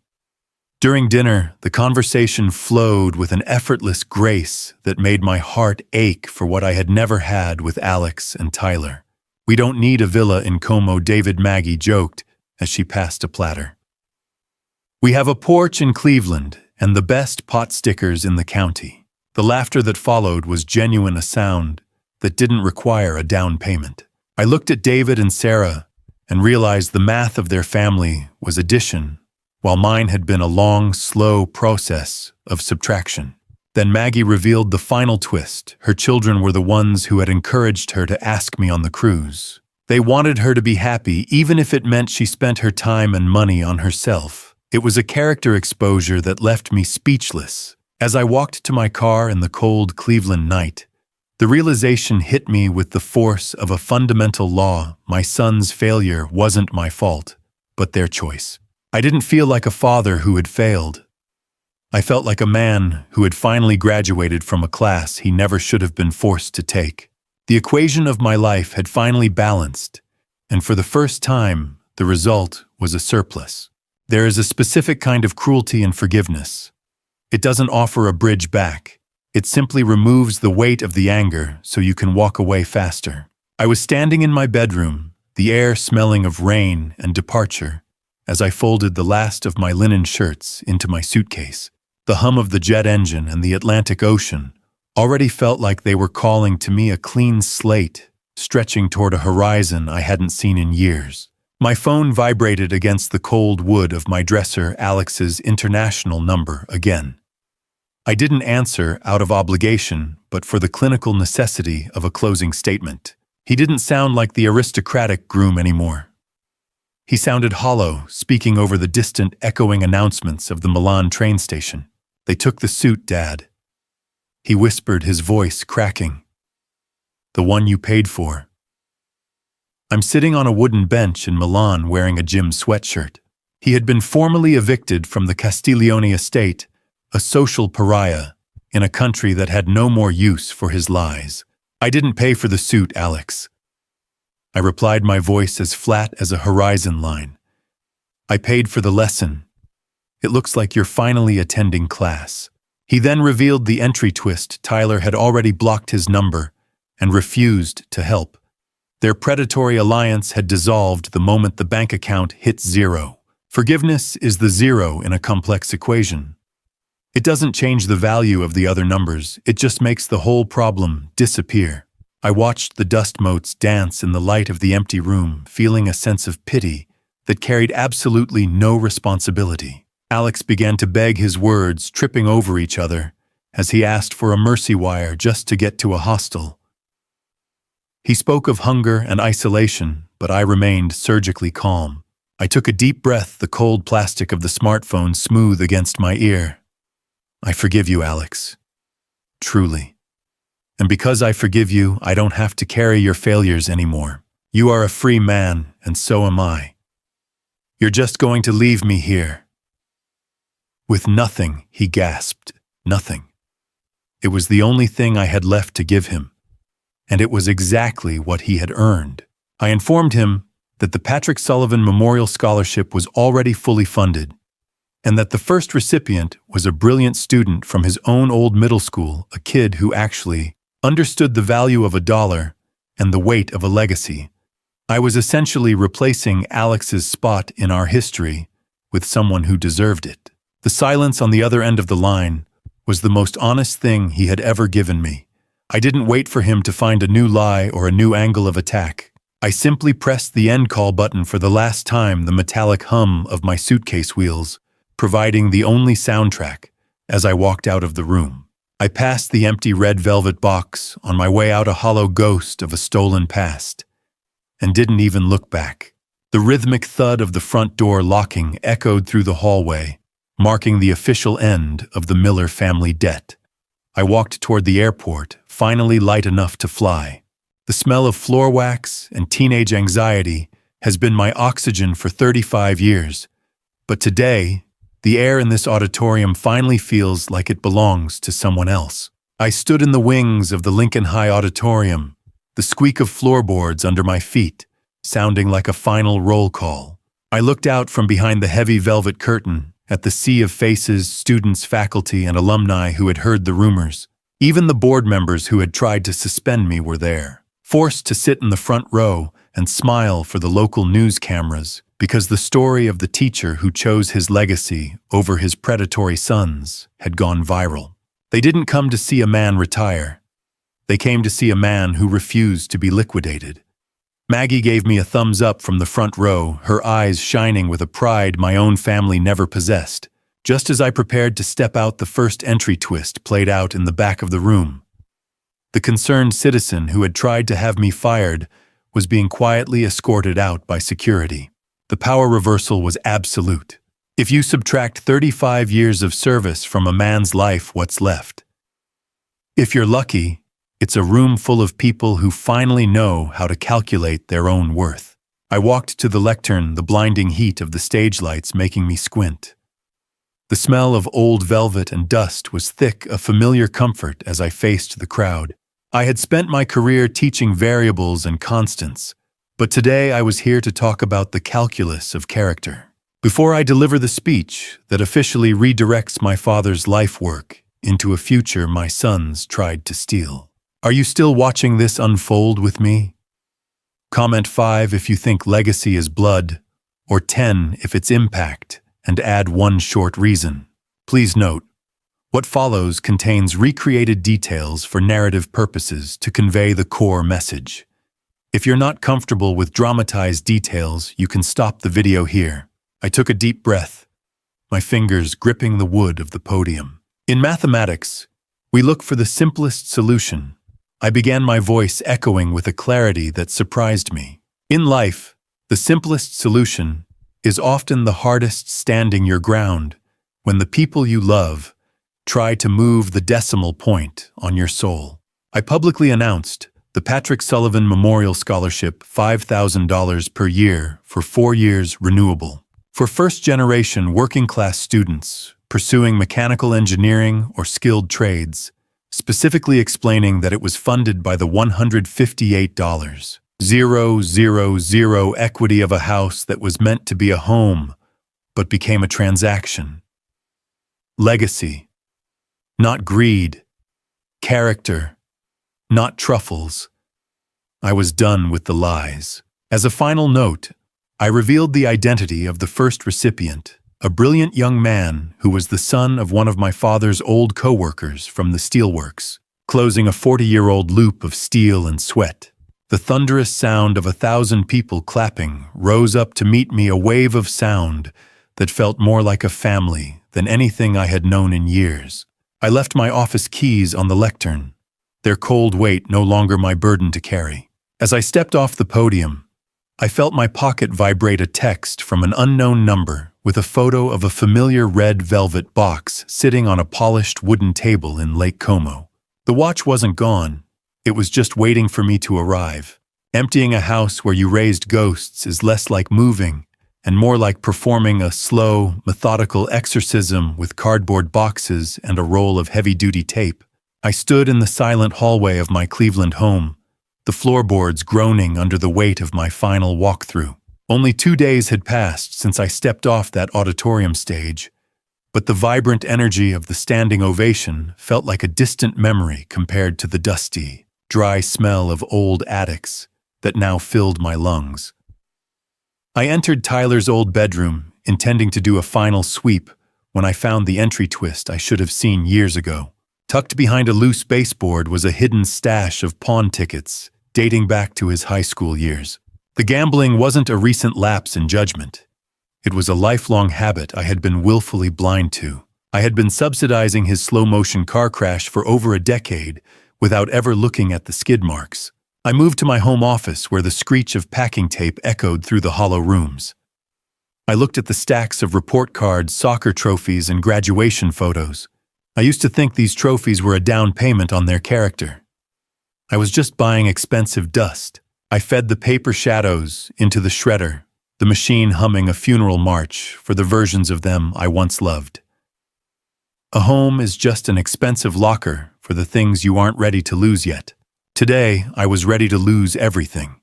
The mathematical precision I had applied to calculus for 35 years was now being applied to the remnants of my life. I walked into the master bedroom, my single suitcase feeling light in my hand. Trophies, shredded, safe, open, done. I stood before the master safe, the very vault that Alex and Tyler had treated like a treasure map. I didn't just lock it. I removed the digital keypad entirely and left the heavy steel door hanging open for the next owners.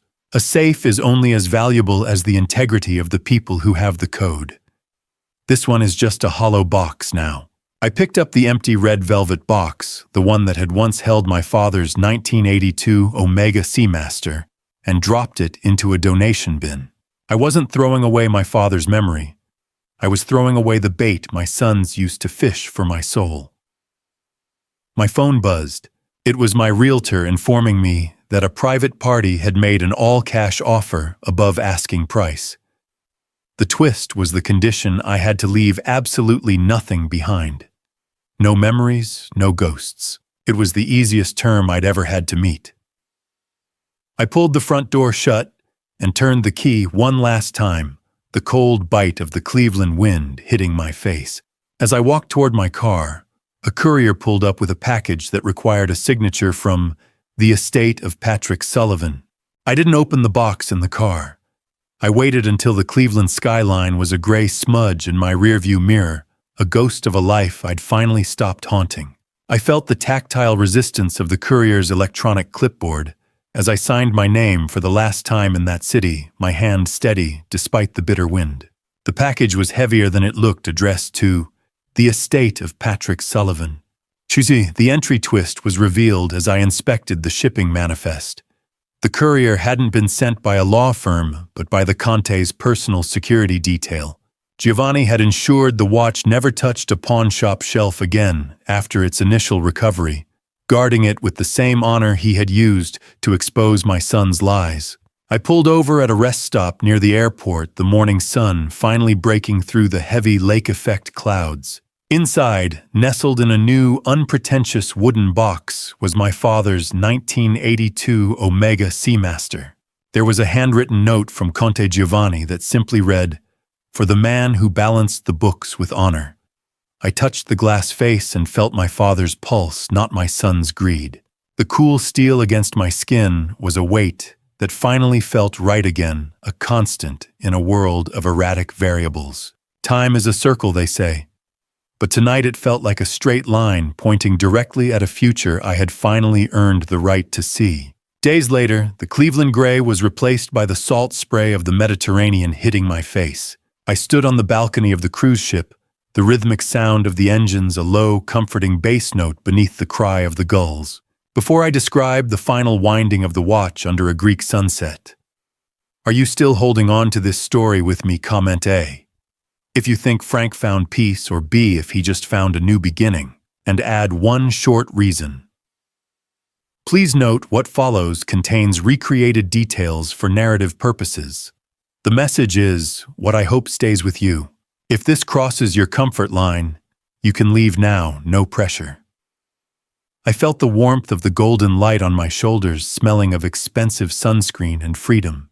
I received a final, unexpectedly civil call from Patricia, while Maggie was inside our adjoining cabin getting ready for dinner. Frank.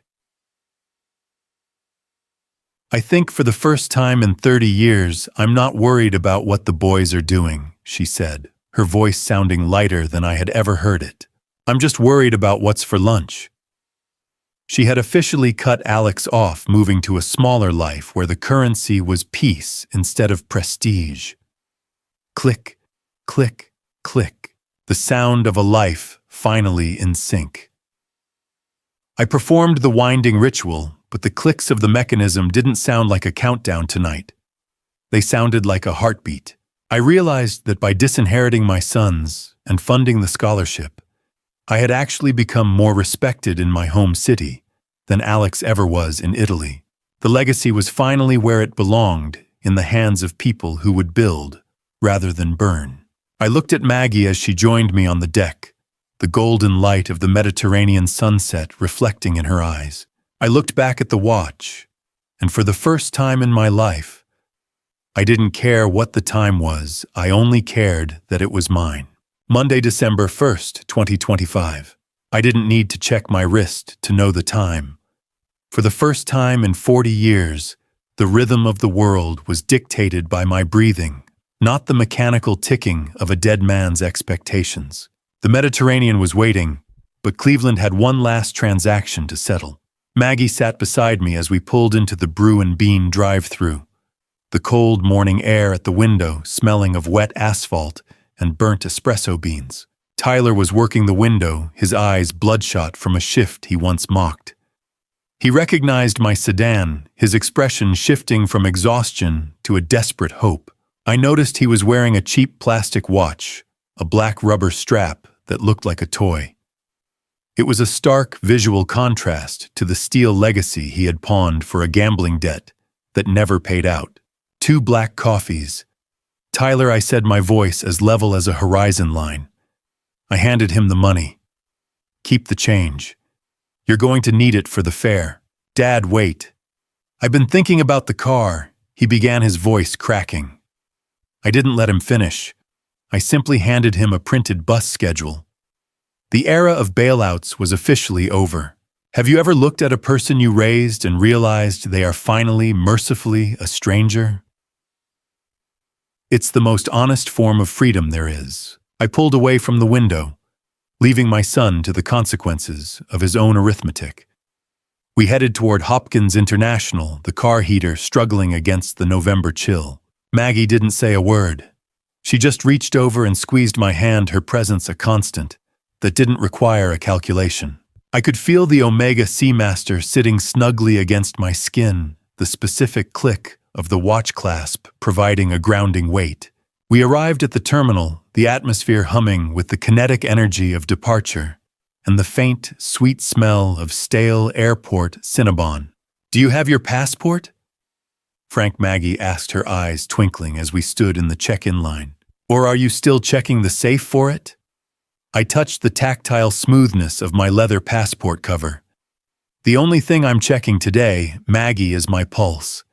It's finally steady. Passport, ticket, watch, soul, all present and accounted for. I realized that I wasn't running away from the wreckage of my sons. I was moving at a velocity they could no longer maintain. As we cleared the security gate, the muffled roar of jet engines in the distance sounded like an invitation rather than a threat.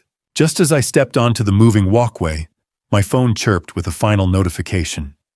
The Patrick Sullivan Scholarship had just received its first corporate matching donation from the Conte's firm in Italy, doubling the fund's reach. My father's steel was finally building something that would outlast us all. I looked back one last time at the sliding glass doors of the terminal, seeing the gray Cleveland sky reflected there, and realized I couldn't see my own reflection, only the bright, beckoning lights of the gate ahead. The sensation of the plane lifting off was a stomach drop of ascent that usually brings fear, but today it only brought a smile. I watched the sprawling gray grid of Cleveland diminish until it was nothing but a memory tucked behind a layer of clouds. JFK is a city of transit, where nobody belongs to anyone, a sprawling limestone cathedral dedicated to the art of leaving your past at the baggage claim. Maggie and I navigated the bustling terminal during our layover with a rhythm that felt entirely new. We found a quiet wine bar tucked away from the main terminal surge, a dim alcove where the hum of airport ventilation provided a steady, mechanical white noise. I ordered a bottle of expensive Cabernet, the tart, oaky smell of the wine rising from the glasses, as I realized this was my first act of pure, unmanaged fun in decades. Maggie leaned back, her eyes reflecting the flickering blue of the flight status monitors. She admitted that she had almost turned down this trip because she feared I would eventually reopen the safe for my sons. Seeing me delete Tyler's last text without even reading it, she said gave her the certainty she needed to finally say yes. I used to calculate the cost of a layover in terms of lost productivity, I told her. Now I'm just enjoying the way the sunlight hits the glass. You're not a line item anymore, Frank, she replied. You're the whole book. A layover is the comma in the sentence of a journey. It gives you just enough time to breathe before the verb takes over again. We sat in that liminal space between the life I had survived and the one I was starting. Maggie asked to see the Omega Seamaster up close. I unclasped it, feeling the cool steel against my palm before handing it to her. Before I show you how the winding ritual has changed and what it means for my future. Are you still with me? Comment A if you think Frank is finally free, or B if the past always lingers, and tell me why. Please note the next part may not mirror real events exactly, as some details are adapted for storytelling. The purpose is reflection and learning. If that's not for you, you're free to stop here. I took the watch back, the metal catching the light. I no longer wind it to keep my father's ghost alive, Maggie. I wind it to remind myself that I am the one turning the gears of my own life now. It doesn't feel heavy anymore. It feels like a compass. Good, she said, her voice steady, because we're heading due east and I don't plan on looking back. Rome. The name didn't sound like a destination anymore. It sounded like an answer. The boarding announcement for our flight to Italy echoed through the lounge, a resonant call to the next chapter. I checked my bank app one last time and felt a strange, cold jolt of satisfaction.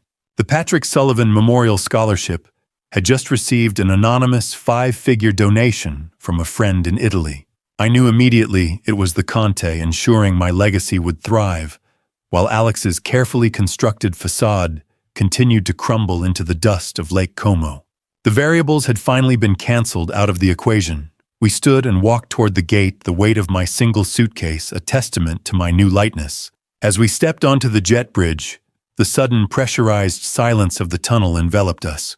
The heavy door thudded shut behind us, and for the first time in 60 years, I didn't feel like I was holding the door for anyone else. I was simply walking through it. Wednesday, December 3rd, 2025, day 3 of the cruise. The Greek sun doesn't just illuminate a landscape.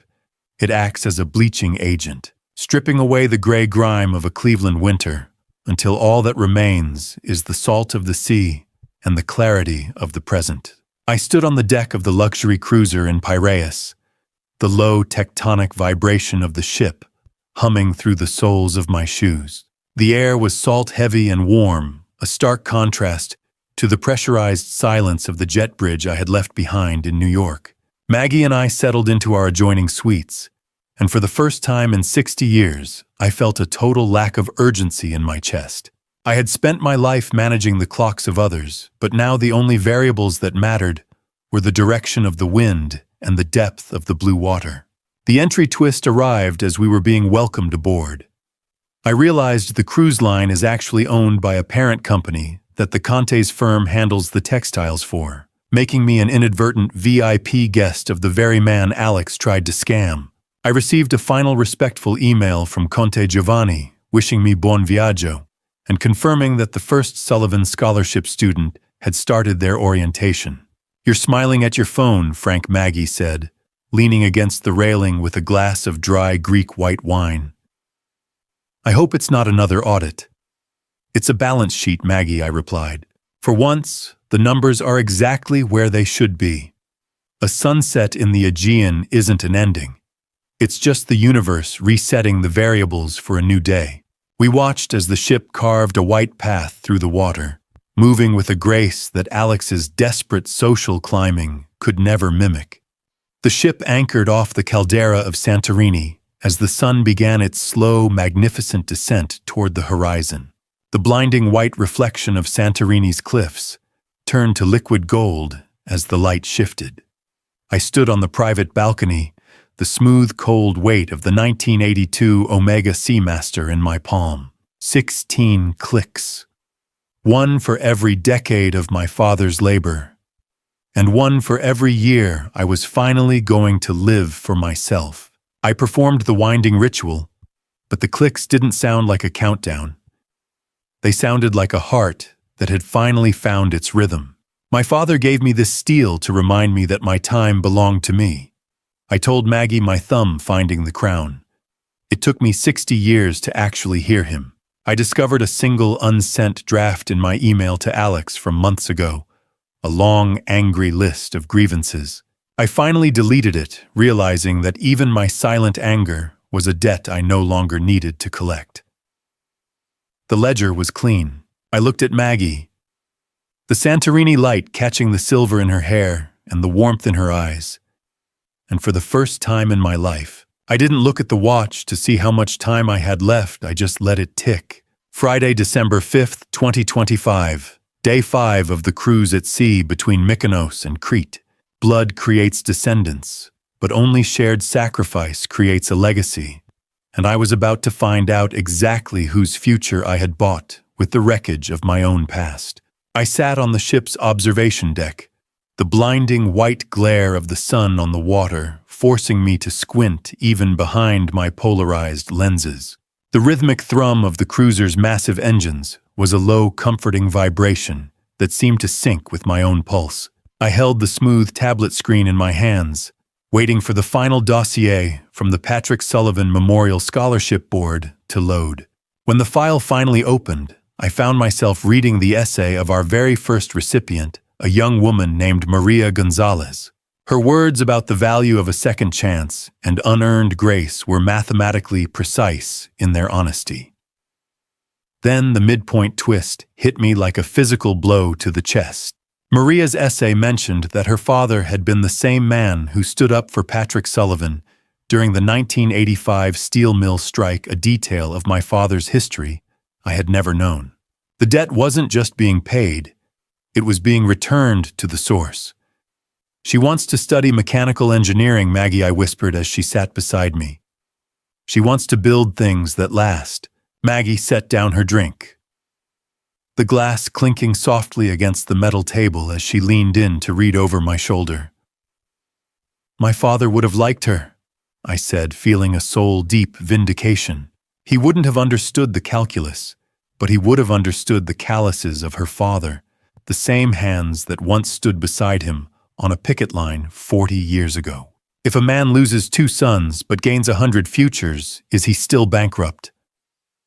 I looked at the numbers on the screen and saw a surplus that no bank could ever audit.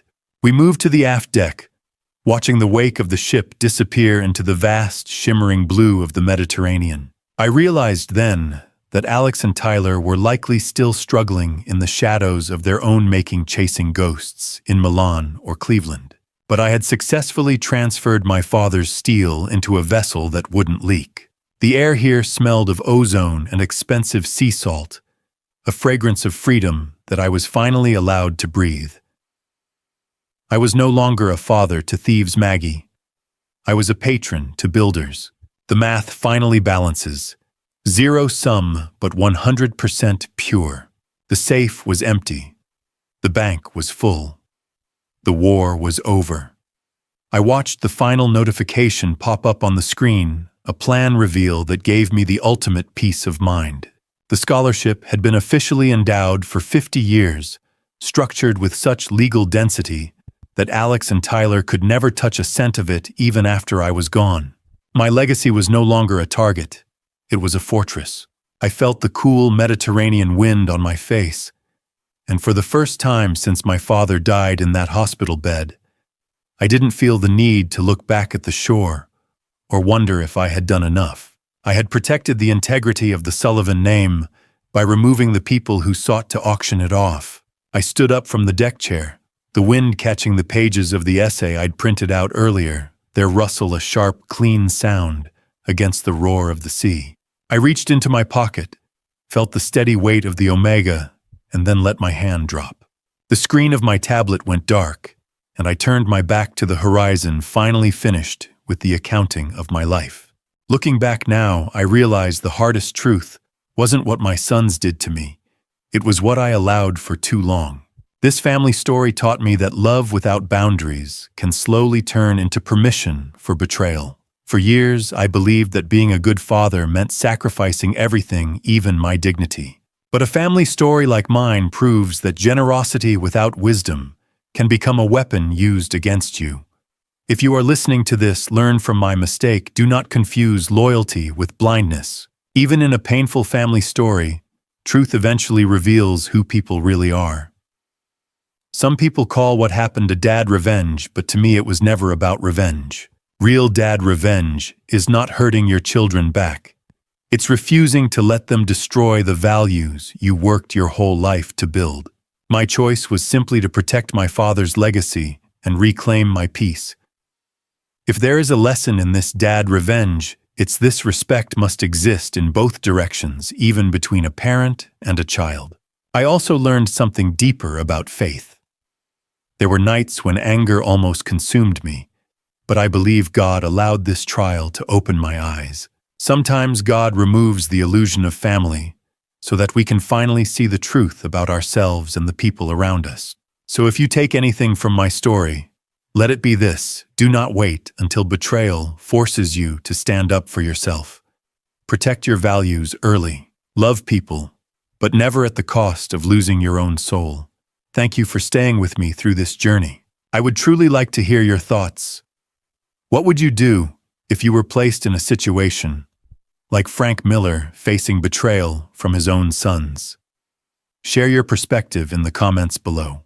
If this story moved you in any way, consider subscribing so you won't miss future stories about family choices and personal redemption.